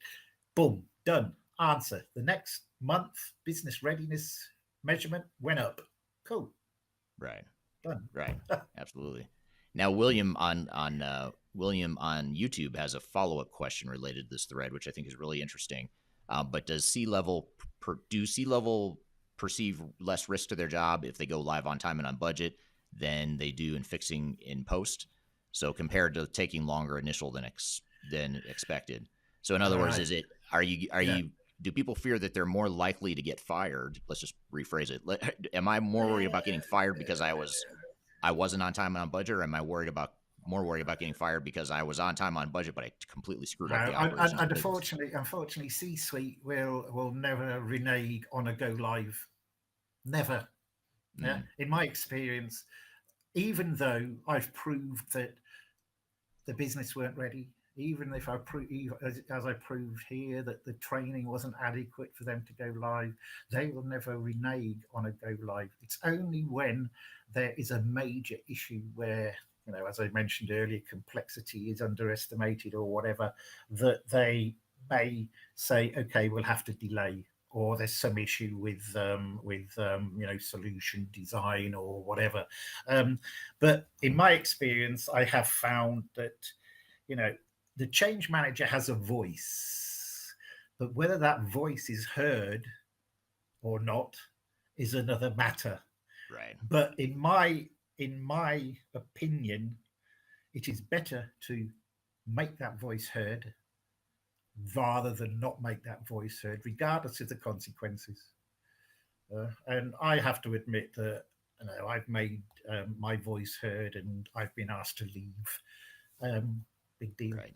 I've been kicked off the steering board or whatever. Okay, if that's the way you want to have it, that's fine. If you don't want to listen to me, you brought me in because of my expertise. Yeah. But now you're not listening to me, even though I've got data to support what I'm trying to say. Right.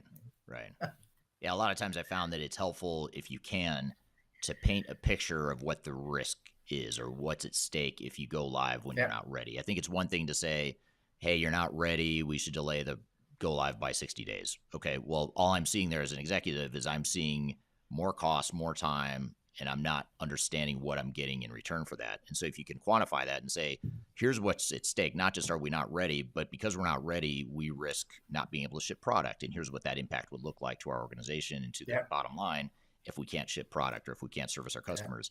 So I think a lot of times you have to quantify it and paint a picture of what the risk is. As a change manager, you're kind of the whipping boy or the whipping girl. Everything rests on you. Oh, it's the change manager's fault. It's not the project manager. They've done everything they can. It's that bloody change manager who's sort of said that they're not ready or that training was rubbish or whatever. And you become the whipping boy, and that's the way it is. And you have to have a really hard skin to be a change manager, really hard skin. But I don't do it anymore. I just train it. Right. You got tired of being the whipping boy, right? Now I tell all these home truths to my trainees, and they love it. They like the home truths. They like the way, the practical side of what I say, and because it helps them, because they have a view of what change management is. Maybe they sort of, looked through the ProSci catalog, or they may have looked through the APMG catalog training or whatever. And I see here John Cotter's now actually bringing out a certification program as well. And they look through that, and they look through and they speak to me, and I say, "Now, I don't do that. I don't deliver that kind of training. You know, Right. what you get from me is, you know, it's just like a WYSIWYG. What you see is what you get, I'm afraid. Right. No, that's good, and that works for a lot of people, I think, and I think more people should consider that approach. I have one sort of wrap up question I was actually going to get to right now, but I have to ask this question that is from the audience that is a really good one that I couldn't. I would. I feel like I would be letting people down if I didn't ask this question. This is from Laurel again on LinkedIn. It's a trick Oh, the question. trick question. I saw that. I saw that. Yeah, Can you I do? thought that was a good And I question. love this topic. I think we could probably spend a whole hour on this, but Yeah. can you do good change management on a bad change? So in other words, if you have flawed technology and you do really Um, good change management, can you still be successful? I suppose you can, in a way, so long as you highlight the risks to the stakeholders and the fact that, you know, what the delivery is that you're going to get is not actually what you were going to get in the first place. Yeah, it will only help you with 50% of your job, or, you know, it'll only help make your job 75% more efficient. So, yeah, and that is all about honesty and transparency. Yeah? Right. You know, don't say you're going to get a wonderful solution that everyone loves and everyone's going to, you know, use it and, you know, and adopt it, etc. Tell them the truth. What you're going to get is half of what we said you're going to get. Yeah. Right. So yes, you can do it. I don't know whether you'd call it a good job or not. Right. Right. I would call it honesty and transparency. So, Yeah. you know, and you do the job to the best of your ability, basically. So, Right. Well said. So just to sort of wrap this all up and tie it all together as time has flown by, which I had a feeling it would, we could spend many hours talking about this, but just to maybe summarize a little bit for those that are getting started on a change management journey, or perhaps they're interested in the field or the discipline of change management, learning more, what do you see as the most important components of effective change management? You know, I know we don't have time to dive into what each of these components might be and how to apply them, and that's the kind of stuff you cover in your course, of course. But what do you see as the most important components? If you had to pick like three deliverables or three activities within change management, you think are the most important? One of the words I regularly use is involvement. You have to get stakeholders involved in the process. So get them to be part of the process design team. Get them to be part of the solution design team. Get them involved as change agents. Yeah, because they will learn so much from that activity. And that knowledge will be passed out when they start talking to their peers, etc. So the change management message spreads. The other one I mentioned quite a few times is openness, honesty, and transparency. Never, ever try and keep things away from stakeholders, because the grapevine in the organization will work a long time before you get the official communication out. And what happens there is, again, you're fighting against false news, yeah, fake news, as they call it. Right. So involvement, absolutely necessary. Honesty and transparency in communications, even when it means people may be losing their jobs. And the network rail example I gave, people were going to lose their jobs. And I had an argument with a program manager about whether we should communicate the fact that they should lose their jobs. He said we shouldn't. I said we should. He went to the HR and he came back with his tail between his legs and said, yes, we will have to communicate with them. So I visited every single record centre and told them face to face that there would be redundancies. So that's probably the three main. There's loads of other things, obviously, but I think those are the three that I would focus on. Yeah, if you're just getting started, or if you focus on three things to get started in your change initiative, those are three really good ones. Yeah. Well, good. Well, thank you so much for being here, Ron. Really appreciate you taking late night out of your evening, and thank you to the audience for being here as well. Really appreciate your feedback and great engagement, great questions. One last thing for you, Ron. How can we learn more about your Highway of Change training course? Right. Okay. I regularly post on LinkedIn. I'm putting out a post tomorrow because I've just changed the name, as I mentioned earlier on, from the fundamentals of change management to driving change management. You can reach me on my email address, which is ron.leeman@thehighwayofchange.com. You can contact me by WhatsApp. Every time I load something onto LinkedIn, I always put my connection details in the last few slides. I'm here and I welcome people to connect with me on LinkedIn, because the more connections I have, the more I can spread my message. So just contacting me, whatever, whichever way. I leave my WhatsApp number, which I kind of favor using. I leave my, as I said, my email address, and so forth. So Sure. just hit Great. me up. All right. Thank you, Ron. Great conversation. Really appreciate you being here as always, and look forward to having you again at some point in the future. So we've got a lot of debriefs and takeaways to cover from that conversation. But first, let's take a quick break. You're listening to Transformation Ground Control. Give me the sense to wonder. If you are involved in any sort of digital transformation or business change initiative, you will want to download the 2021 Digital Transformation Report. With its comprehensive overview of business and technology trends and best practices, this report is a must-have guide for any transformation project or executive team. Download this free report by visiting Third Stage Consulting at thirdstage-consulting.com. You can also visit our website to learn more about us, or download independent reports, videos, and other best practices. Again, visit thirdstage-consulting.com today to learn how to take your transformation to the third stage of success.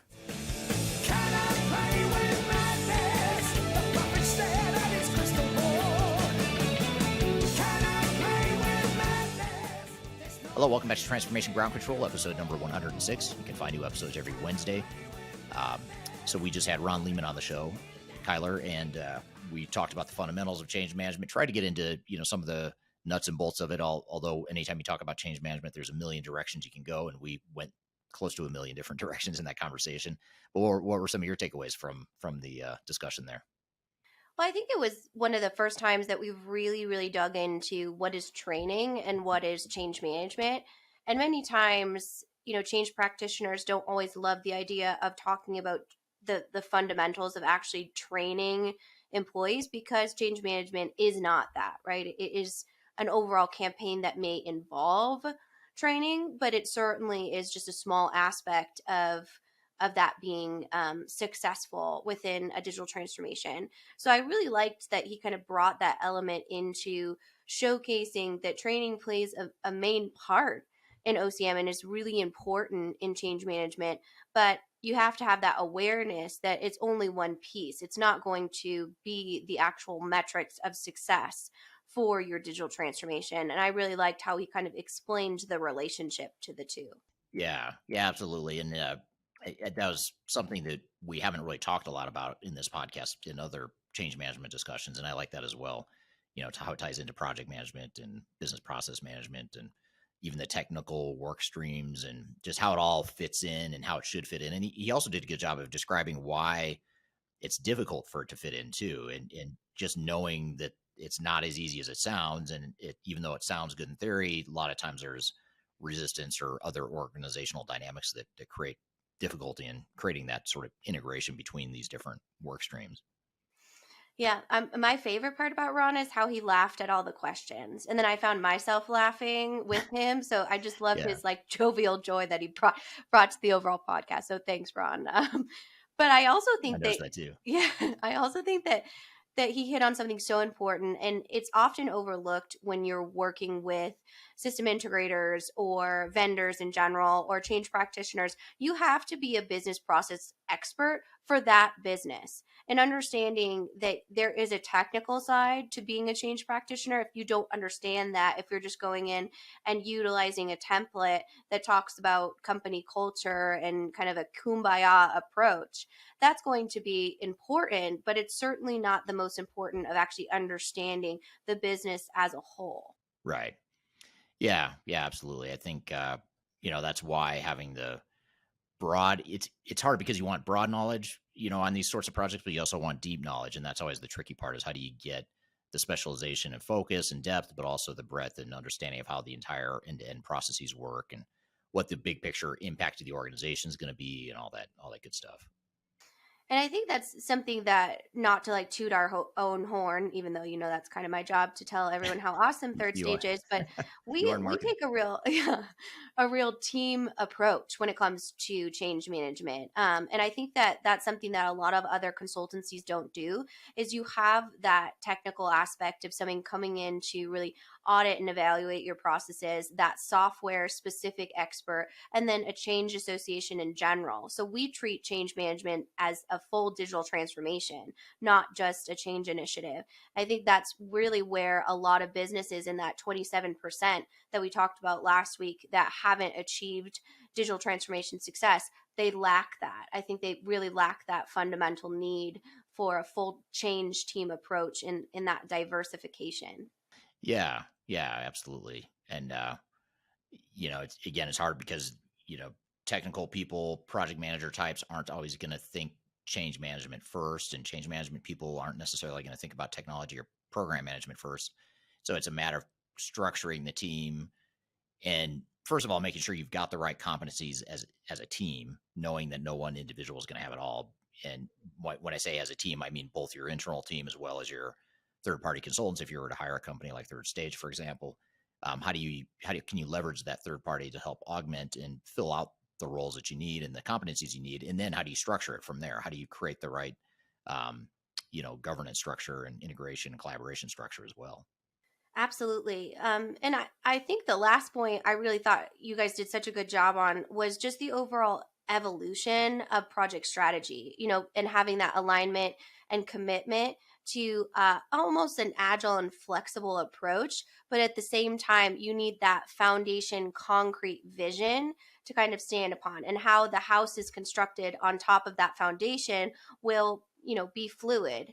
But the foundation and dedication to what you want to achieve is really critical. Yeah, absolutely. I agree. Well, good. Well, I loved Ron. I thought he did such a great job, and I loved the Thai goodbye as well. I'm always fascinated by people that can just learn other languages, and that their Yeah. brain works that way. But I thought he did such a good job of really breaking down those fundamentals of what is change management, how do you activate it, what should it look like in your organization, and how does it fit in the overall overarching strategy. Yeah, he did a nice job with that, and of course his training course is designed to go into that in more detail as well. It was a good conversation to talk about how you execute change. I think most people listening probably understand the need for it, but how you do it is always the tricky part. So hopefully we started to scratch the surface on that thread. Well, good. Well, that was a great conversation. And just as a side note, last episode number 105, we had another interview right in the middle segment in the same spot that we just had Ron.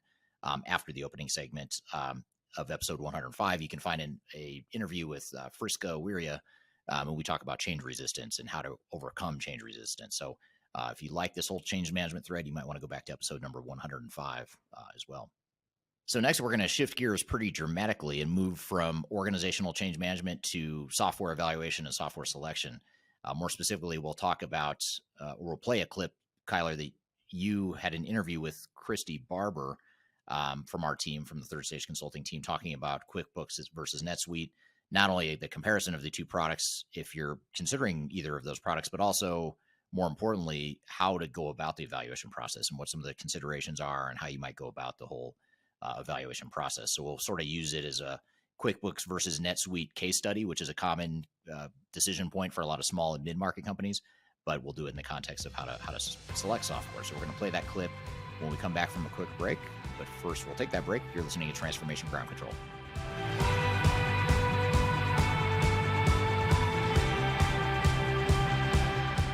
If you are aiming for transformation success, turn to Third Stage Consulting Group. Third Stage's independent and technology agnostic consulting team helps clients define their digital strategies, define their roadmaps, and manage their transformations.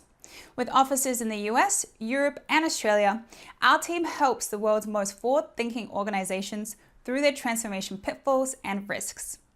If you are embarking on a digital transformation or business change initiative, contact Third Stage Consulting to see how we can help you reach the third stage of transformation success.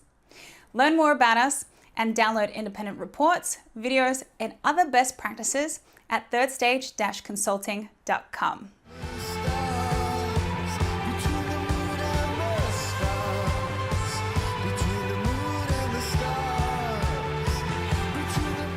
Hello, welcome back to Transformation Ground Control, episode number 106. I'm here with Kyler Cheatham, and speaking of Kyler Cheatham, she recently hosted an interview with Kristy Barber from the Third Stage Consulting team. Kristy is a manager on our team, and she regularly helps clients through their software selection process. Oftentimes, it's organizations that are looking at QuickBooks versus NetSuite. Oftentimes, it's other systems beyond that. But what we wanted to do, or the reason we wanted to play this clip, is not only if you're interested in either QuickBooks or NetSuite, but more importantly, if you're going through a software evaluation process, what are some of the things you should consider? And we'll do this in the context of a comparison of two products, in this case, QuickBooks and NetSuite, and we'll sort of dive into it from there. So with that all being said, let's roll the clip here. So specifically today, we are going to be talking about QuickBooks Desktop and the migration onto the internet version or the web version with Kristy, and kind of talking through what that means for our small business community. So Kristy, thank you so much for joining us today. Yeah, thanks for having me. Absolutely. We're very excited. So if you could just give our audience community a quick background on how you help our clients and your specialized role here at Third Stage. Yeah, so I predominantly work with small businesses, helping them move off of QuickBooks onto an ERP solution, looking at processes, where do we need to make some more efficiencies, finding those gaps where current software isn't hitting the mark, and then looking for other softwares that can possibly do that. So a lot of times making a best of breed solution on that. So yeah, extensive accounting background coming at you today. Absolutely. Well, we need that for our QuickBooks conversation. So kind of to start us out, can you give us the status of this kind of new development in the QuickBooks ecosystem? Yeah, so last year, QuickBooks announced that they were going to get rid of their desktop version in the UK. So this doesn't 100% affect US based, but you're always looking at, hey, is this coming our way soon? And so they decided that as of January 31st of 2023, desktop version of QuickBooks is gone in the UK, and you have to move to QuickBooks Online, or you would have to move to a different financial package, whether that's an ERP or a different solution if you don't like the web version of QuickBooks. So what would be the difference between, like, what are some key functional differences between QuickBooks Desktop and QuickBooks the web version? There's quite a few. QuickBooks Desktop, I think one thing that's nice about it, if you have poor internet, it doesn't require anything. Yeah. You can just hop on your computer and go, similar to like an on-prem type deal, but the reporting is better. You can search within reports better. You can set them up the way that you want them. Whereas QuickBooks Online is more wants you to export it to Excel and then manipulate the data there. So like a good example is I can go into QuickBooks Desktop. I can look at my P&L and I can, drill down. Let's say I want to see all my repairs. I can sort that then by name of vendor. I can't do that in QuickBooks Online. I can only sort by date, memo, and amount. And so therefore you have to export it to Excel, kind of see what you're looking for, and then go back through into the web version and do that. So there's little things like that are, this isn't the best, but it's doable. QuickBooks Online also slower to use. There's a lot of hang time, and that is something that they are trying to make better. They put out an announcement, I think it was a month or two ago, about how they're trying to put some more R&D into making their solution quicker, like other softwares are. So what is the reason behind that migration? Because it sounds like there are kind of some pain points around the desktop versus the online version. So what is kind of the mentality behind discontinuing the desktop version? So their reasoning behind it, this is coming from QuickBooks, is that you are not staying compliant when you're buying desktop, because you can buy Like a good example, I have a client right now, they're on QuickBooks 2018. There's no need to update because they don't do bank feeds, they don't do payroll from it, they don't do payments. They're just keeping it as a bookkeeping system. So therefore, they're not out of compliance. They're just, keeping it like a check register. Mhm. For people that do get bank feeds and different feeds that would come into the QuickBooks, then that part is they can be loosely non-compliant, I guess. They would just be having to hand enter everything in Mhm. instead of getting a feed.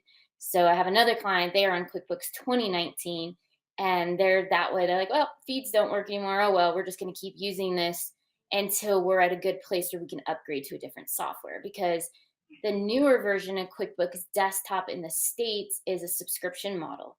So it's kind of a hybrid cloud desktop. So you're paying yearly for a desktop version because QuickBooks is trying to say, well, that way we can keep you compliant. So yeah.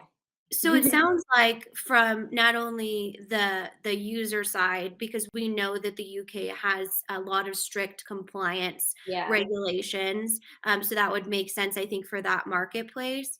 But it sounds like they're also trying to move to a SaaS-based model that we know is kind of the evolution of the business model for software Mhm. vendors or our core ERP vendors. Would you say that's That's correct? yeah, and I don't know if you remember, there's a software out there, Zero, and they came out trying to be QuickBooks competitor. Oh gosh, probably like 7, 8 plus years ago, and they Mhm. were always cloud based, and it Ah, was a new thing, and that was before QuickBooks really went into the cloud side. They were kind of putting their toe in the water on it, and I think people are starting to see, as we're moving to more SaaS based, it's easier because if you travel and you have, a different laptop for travel versus what you have in your office, you could easily log in, get something done. Whereas you got to wait till you get back to the office if it's a desktop to be able to print a check or look something up. So there's a lot of pluses with online for that respect. absolutely, as long as you have that connectivity, which a lot of Yes. times I think, and obviously you would know much better than me, but specifically in our global emerging markets, that small business connectivity can be a really big challenge. Mhm. So what would you say to businesses that are considering a more basic financial system like QuickBooks that might be in a marketplace that doesn't have a ton of that infrastructure in place? And I think with that, at least for in the US, you can stay QuickBooks Desktop and you would just go on the subscription model where they have it broken out by how many users you need. So for example, I think it's like $500 a year for 2 users. Mhm. So you could move to a model like that. The other thing I have seen is they put it like if you have a really good infrastructure inside the company, you put Mhm. it on a server and then you have a virtual machine that logs into the server to be able to access it that way. Um, I've seen some things like that. So with that, and knowing that this is a migration or a push towards more of that internet based system, is this a time when these types of companies should go through an evaluation to see if that software still makes sense for them, or what would you recommend from that business advisory perspective? Yeah, I think that it's kind of a great place to be in a lot of ways because how many companies out there where you kind of been wavering of, oh, should I keep this another year or should I really look into a more sophisticated software to be able to get the company where it needs to go? And I think this is that kind of the fork in the road. Do you want to stay and then just move to an online version if you're UK or US to subscription based? Or do you want to start evaluating, is there something else out there that's better based on the needs of my company? And I know you and I have talked about this on previous Hmm. podcasts too, of when we get to inventory and how QuickBooks doesn't do inventory. And is your company heavy based inventory and you're having to do it in Excel or like Fishbowl or various add on to QuickBooks that kind of does the job but doesn't quite hit it Hmm. exactly? And that's another good time to start looking at it. And we talked kind of about inventory, so I want to expand on that just a little bit. What are some other sort of key components that might showcase that a business is ready to kind of graduate from the QuickBooks um, overall system? So inventory is always one. Second is reporting. Are you getting the reports that you need to make business decisions? QuickBooks is limited. You get your basic P&L, balance sheet, some of those. But with ERP software, you can have specific reporting by department. You're doing more cost accounting, where QuickBooks can do kind of a hybrid cost accounting by class. So that makes it a little, something that you may be looking forward to in an ERP. You can also do like budgets. ERP softwares let you do budget versus actual. So you could make a budget in an Excel spreadsheet, upload it to your ERP software, and then it's comparing the actual to it. So at the end of the quarter, the end of the month, you can see, hey, did I hit my marks? Am I on par to get our goals? Those are like, I always think the two really big ones. And is the accounting software that you have today meeting your needs? For example, if QuickBooks doesn't have the roles, sometimes the roles and responsibilities that you want to hold back and view only here or edit only here for certain people, and you can get that with an ERP. Absolutely. I think that makes a lot of sense. And kind of on the flip side, when we talk about budgets, specifically when we talk about costs, obviously an ERP system, a core ERP system, or a bigger best of breed financial based system can be a significant investment for smaller businesses. Okay, we're here with an interview between Kyler Cheatham and Kristy Barber from the Third Stage team, talking about QuickBooks versus NetSuite, as well as how to go about the software evaluation process. We have a lot more to cover, but first we'll take a quick break. You're listening to Transformation Ground Control.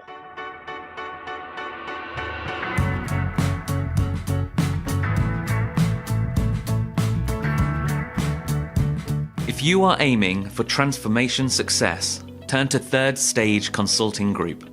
Third Stage's independent and technology agnostic consulting team helps clients define their digital strategies, define their roadmaps, and manage their transformations. With offices in the US, Europe, and Australia, our team helps the world's most forward-thinking organizations through their transformation pitfalls and risks. If you are embarking on a digital transformation or business change initiative, contact Third Stage Consulting to see how we can help you reach the third stage of transformation success. Learn more about us and download independent reports, videos, and other best practices at thirdstageconsulting.com.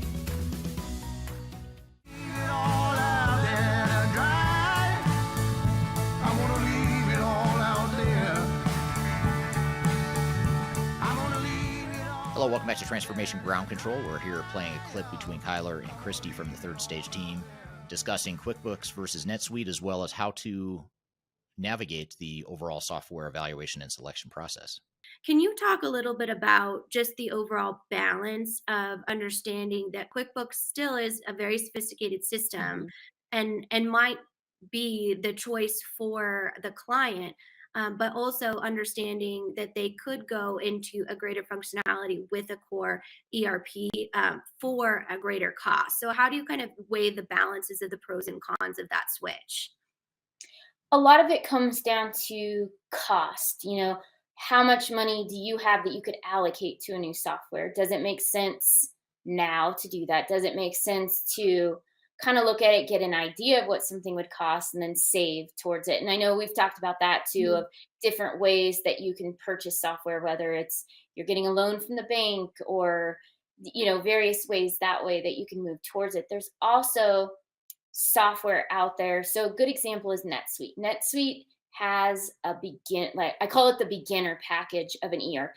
So if you're a smaller company, like 500,000 and under, there is an ERP system for you.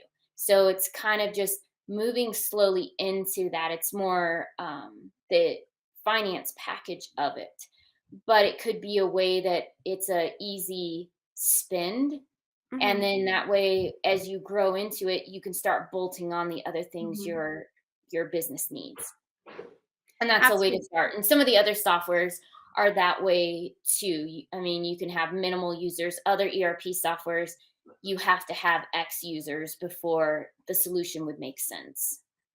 Yeah, definitely. And I think it's always a challenge for our small to even medium sized business community to have kind of that cash capital on hand Mhm. to be able to purchase some of these bigger systems. So I'm curious to hear as we talk about QuickBooks moving to a SaaS model. We see a lot of other cloud-based systems, coming out to really migrate onto that latest and greatest SaaS system. Is SaaS cheaper for these types of businesses in the fact that they can kind of spread the wealth, if you will? It is more of a subscription as opposed to a bulk licensing fee right up front. What are your thoughts on that? So QuickBooks is different in that way. So compared to an ERP, so ERP, you could have a subscription model, you pay every quarter. Hmm. You can also do an on-prem and you pay X dollars up front, and then you have your license subscriptions or not license, sorry, maintenance subscriptions that you would pay. QuickBooks has always been, hey, I could buy QuickBooks 2000 and it's still going to work today because Hmm. nothing's really changed about it. I can still write checks, make deposits, and look at reports. There is some added functionality that's come over the years, but it made it a lot easier for small businesses to afford an Hmm. accounting software. And even then, the entry point isn't that expensive. You could buy, one for $250, $300 on the pro and plus side. And then when you move enterprise, then it's more money. But still looking at that, and then you say, hey, now you got to move to an online version of QuickBooks, which is, I think they run like $50 a month. And you think about that over the years, how many updates are really coming that I can. This is how I always think, the accountant in me that gets cheap sometimes. How many updates can I see that justify me paying for this $50 a month subscription model versus the desktop that I had that I don't, it gives me some updates, mostly for security purposes, Hmm. but that's it. And it does everything I need it to do. And I think that's where a lot of small businesses get to that model is, why do I want to spend money on something when this meets my needs today? And QuickBooks is eventually going to force people to make a decision. And if you can get ahead of that decision today and start preparing internally down to like a change management part of, can we accept the change that we're going to have to move to a SaaS model eventually? And what does that look like for our organization? And can you elaborate on the change management part? Because I think a lot of times change management, specifically in small businesses, is misunderstood because they are smaller and they think that just an email, we're moving to this. Good luck to you. And Right. the fact, and they often don't have a ton of budget to invest in those change management tactics. So can you kind of talk about how important that is, and maybe give an example of what you would do in migrating to a QuickBooks online version versus desktop from a change standpoint? Yeah. So with the change, it's really just getting people on board for something. It's not saying it's one way or the highway. It's getting buy-in and helping your employees, whether you have only one employee or you have 100 employees, that they are invested in the decisions that the business are making and they see the good that's going to come from it. They also are able to see, hey, this isn't really going to affect my job and make my position go away. It's going to enhance my position and make things easier, or I'm allowed to spend less time doing certain tasks so I can actually catch up on these other tasks that I've been wanting to do. So I think Mhm. that's like the whole encompassing part of change management, and a good example of how you could help your accounting department move from desktop to a SaaS model is explaining what this looks like. How, Mhm. what are some fears around it? What are the pluses that are going to come from it for them? And is there training that's going to be involved because they've always used desktop, they've never seen online version? What is that going to look like? And even for, if you move to a ERP system, there's going to be that transition too. So whether it's Yeah. QuickBooks Online or it's a SaaS model ERP for finance, there's still going to be this tribal knowledge that you have of how your accounting department works today and how you're going to bring that into something new and share that within the team. Um, yeah, I think about that a lot, of just most accounting departments, they run the same because it's, you have Mhm. AR, you have AP. Mhm. But then you have unique things about what your company does. Do you do consolidations? Do you do rebates? Do you have, different things like that that start making it unique and complex in some ways? And I think helping people understand what that looks like and to get buy-in. And good example is a client I worked with a few years ago. They were moving to a new POS system, and they were going that route first before they were getting, any other financial software. And there wasn't any buy-in, and everybody thought this new POS system was going to get rid of the cashiers. And it's like, no, we need you. This is why we need you. And putting together a plan for that and getting the buy-in of, hey, it's not key in every number anymore. It's, hey, you slide a badge or you use your thumbprint to log into the register so we know nobody's using your drawer.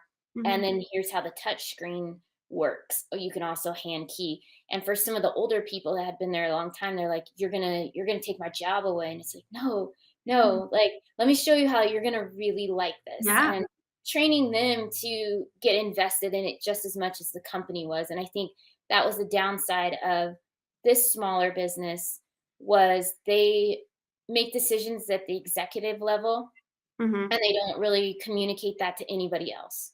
Well, this is what we're doing and that's it. You better get on board. And I understand that, because when it's a smaller business, you can't have too many, people whispering, hey, we should do this or that. You have to make a decision. But when you're making that decision, you need to start getting the managers and some of the associates involved as well, so they can communicate further down. This is what we're going to be doing, and this is what it's going to look like, the plan. Absolutely. And how important is it to bring in kind of that agnostic, independent, third-party view within a small business community? Because I feel like a lot of times, specifically within ERP software vendors, it can be very challenging to navigate the sales narrative and understand that, just because you don't know what you don't know. I don't know how to put plumbing in a house, so I would call a plumber, type of thing. So can you help us understand kind of your role and that value you bring to our client community? Yeah, so coming in and getting a different picture maybe than what you've had, because I know a lot of times small businesses, you're going to get tons of emails from softwares all the time. Buy us, we're the best, or this is a new software you have to have. And it can get overwhelming and not understanding what is going to be the best fit for you today and in the future based on the goals that you have. And where we at Third Stage can come in and provide a lot of value is, let's evaluate what are your business goals? Who are you today? Where do you want to be 3 to 5 years from now? Where do you want to be 10 years from now? And then work backwards from there to see, yes, these softwares over here, these are going to be the best fit for you. These, they would work, but they wouldn't be the best. And then continually narrowing that down and, demoing the software like we always do with them to get a good idea. Yeah, does this fit? Do people like the look and feel of this software? Do they want to use it? Is the sales process, is this vendor somebody you want to work with for the next 10 plus years? And do you think that in viewing that type of relationship, specifically when it comes to QuickBooks versus the desktop moving to the online version, is that advisory level still needed? I don't think so, other than if you're on the fence wanting to know, should I go QuickBooks Online or is it time to move to a different software? I think that's where it comes in, because if you're moving desktop to online, it's pretty simple. There's a button that's inside QuickBooks Desktop that says convert to online, and it will pull all your data to online. And it's pretty hands off. But yeah, I think it comes down to, is this gonna meet the needs of the company going online? Absolutely. And would you view that migration as a new implementation, as we often talk about things like upgrades and treating them like an actual implementation? It sounds like this might be a bit more turnkey. Yeah, it's like a little mini integration. You're just making sure that all the data came over correctly. And QuickBooks has built a pretty good system to do that for the migration from desktop to online. Like, not to be confused with pulling data out for other things. But Yeah. Still, it's kind of like the little engine that could, right? It always is it's enough, but it becomes not enough really quickly. And, that's part of Kristy's role here at Third Stage is when it becomes not enough really quickly. And you need to meet business needs, avoid disruption, avoid lost revenue, those types of things. We come in and kind of help through that evaluation, which can be very difficult, not only in the evaluation side, but then understanding the system integrator, the vendor, the internal team, how those resources all work together can be a very daunting and overwhelming process. And I know, I think at this point, Kristy, are you the most tenured employee at Third Stage? Second. Second, who's first? Adam. Adam. Oh, I know him, but for some reason I thought you were here before Adam. But Nope. this is kind of your wheelhouse. This is the ecosystem that you operate in. So thank you so much for sharing that insight. Is there anything else that you'd like our audience to know, or some best practices advice around QuickBooks or even small business technology in general? I think if you can find the link, there is that where we talked about when it's time to move away from QuickBooks. I think that would be a helpful resource, and we can layer that into this. Oh yeah, I'll put it in the description. Yeah, that's a good one for everybody. If you're kind of on the fence of wanting to know, do I stay or do I go? It would give you some helpful tips on that. Excellent. Well, thank you so much, Kristy, for being here today. I highly recommend you follow Kristy on LinkedIn, and then check out her playlist on our Third Stage YouTube channel, as she is always a main guest and can talk through a lot of the small business needs. You can also reach out to her or me directly, and we can kind of take you through our small business methodology and explain how we help. All right. Thank you, Kristy and Kyler. Good conversation, great relevant conversation for a lot of us that might be going through software evaluations, especially if you happen to be considering either QuickBooks or NetSuite as potential options. There's a few things we want to debrief and talk about as a takeaway from that conversation, but first we're going to take a quick break. You're listening to the Transformation Ground Control.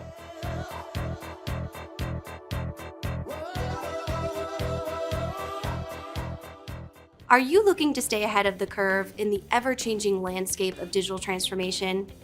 Then you need our newly released 2023 Digital Transformation Report. This comprehensive report covers the latest trends, technologies, and strategies to ensure your digital transformation is optimized for success. The 2023 Digital Transformation Report is packed full of proven methodologies and insights from experts in the independent digital transformation field. You'll also receive practical insights on how to implement digital transformation strategies within your unique organization. This free report is available for download on our website at thirdstage-consulting.com under our Thought Leadership section.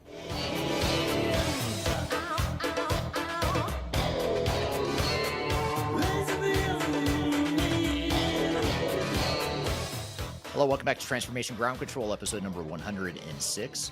I'm here with Kyler Cheatham. And Kyler, we just played the interview that you recently hosted with Kristy. And as always, you two are really good on screen together, and you always have good conversations whenever you have those. I know you have you could almost create a Kristy, Barber, and Kyler Cheatham series because you've done so many good interviews with her. So that was another in the long series of them. But what were some of your takeaways from doing that interview and kind of seeing it again here? Yeah, K&K. We should make a sub podcast. Right. Well, I think the thing about Kristy, she is incredibly knowledgeable, specifically in this space, and really is passionate. She's one of the founding people that we brought on at Third Stage because of her expertise and her entrepreneurial attitude. So I think that's why she's so comfortable having these conversations. That is what she does on a daily basis, is goes into organizations, really kind of consumes that advisory role. And she's always so interesting to talk to because she's done things like she's helped hire CFOs for organizations. She gets on the Christmas card list. Like, she's one of those consultants that really becomes like part of the DNA of the organization. So not only is she knowledgeable, but she's really good at articulating that. And I think the thing that obviously when we look at QuickBooks to NetSuite, you're in a very high growth phase, and it often is businesses that aren't sure about what to do next. go to a NetSuite, go to an ERP system, do a best of breed solutions. And I think that can be really scaled to larger organizations as well. And just the fact that you have to map out and understand your overall strategic goals before you look at the next step. And the next step for the business down the street might not be the same next step for you, but understanding that unique needs and strategy of the organization is really that first step to software evaluation, not a vendor calling you up and saying, hey, I see that you're a big business. Are you using QuickBooks? I'm NetSuite. Please buy me. That's not how really that should work. And I think Kristy always is never scared to go head to head with the vendor because she's dedicated to really the overall maximum business value for systems within an enterprise. Yeah, absolutely. And she and others on the team too are very open-minded and agnostic and independent and objective, all those things that are in our DNA as an organization. But you're right, she's been a staple at the company since, she was one of the very first people we hired. I think 3 or 6 months after starting the company, back when there really wasn't much of a company. So she's been with us now for going on 5 years. So great to have her on the team, and that's a really good conversation. And that's good. It's a good representation of the types of challenges she oftentimes helps our clients solve too. And the financial piece of growing organizations, as we know, with third stage, can be very complex. So having the ability to really understand what is our current state, what do we have now, what are the functions we are missing, and is that going to be met? Our needs, are they going to be met by another financial system or another application? Or do we really need to look at the business as a whole and think about something that is like a NetSuite, that is an ERP system? And then also understanding the overall SaaS agreement. We talk a lot about that with our friend Marcus Harris, and knowing what that looks like from a contracting phase, and really being mindful about what is this going to look like as far as business value, getting those numbers out to really understand what the investment is going to be. Because a lot of times for businesses going from QuickBooks to NetSuite, this is their first really large digital transformation. So taking all of those tactics that Kristy laid out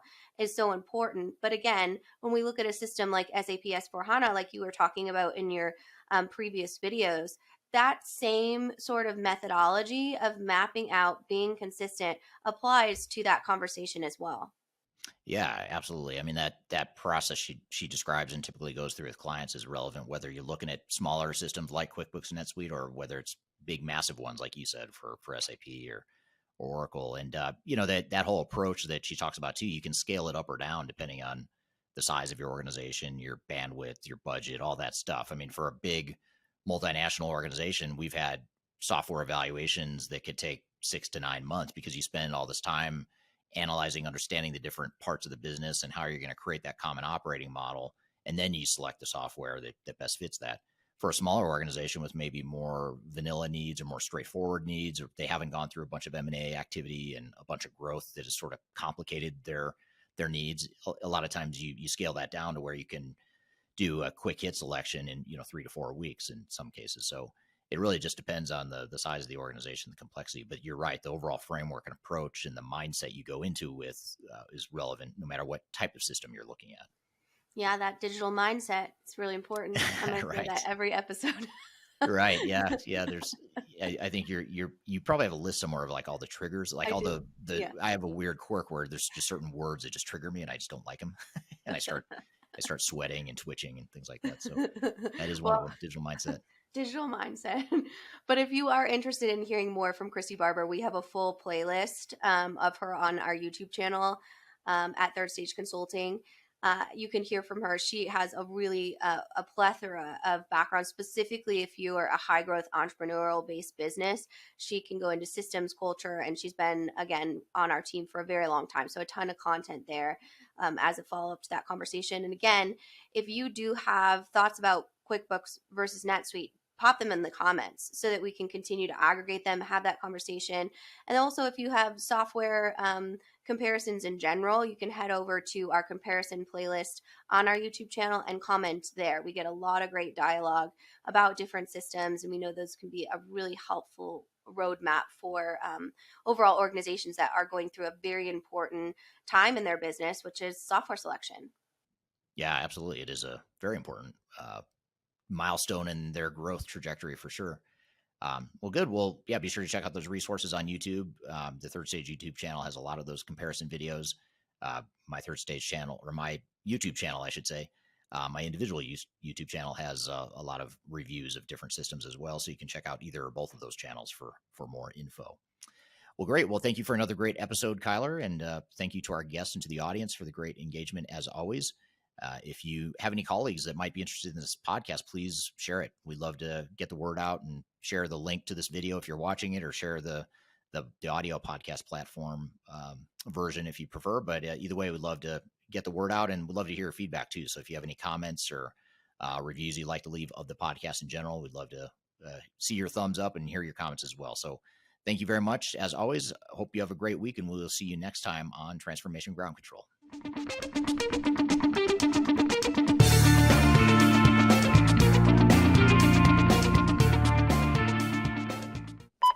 That was rambling, but we'll let it roll. Hello, welcome back to. Okay, yeah, I'll pick up with where I said shifting gears pretty dramatically. Next segment is this. Okay. Okay, cool. Thank you. All right. Sorry, Cassie. She probably already edited that entire thing, and now she's got to go redo it. Did that explain it? I don't feel like I'm articulating. Okay. I think no, you're doing great, and I probably am making you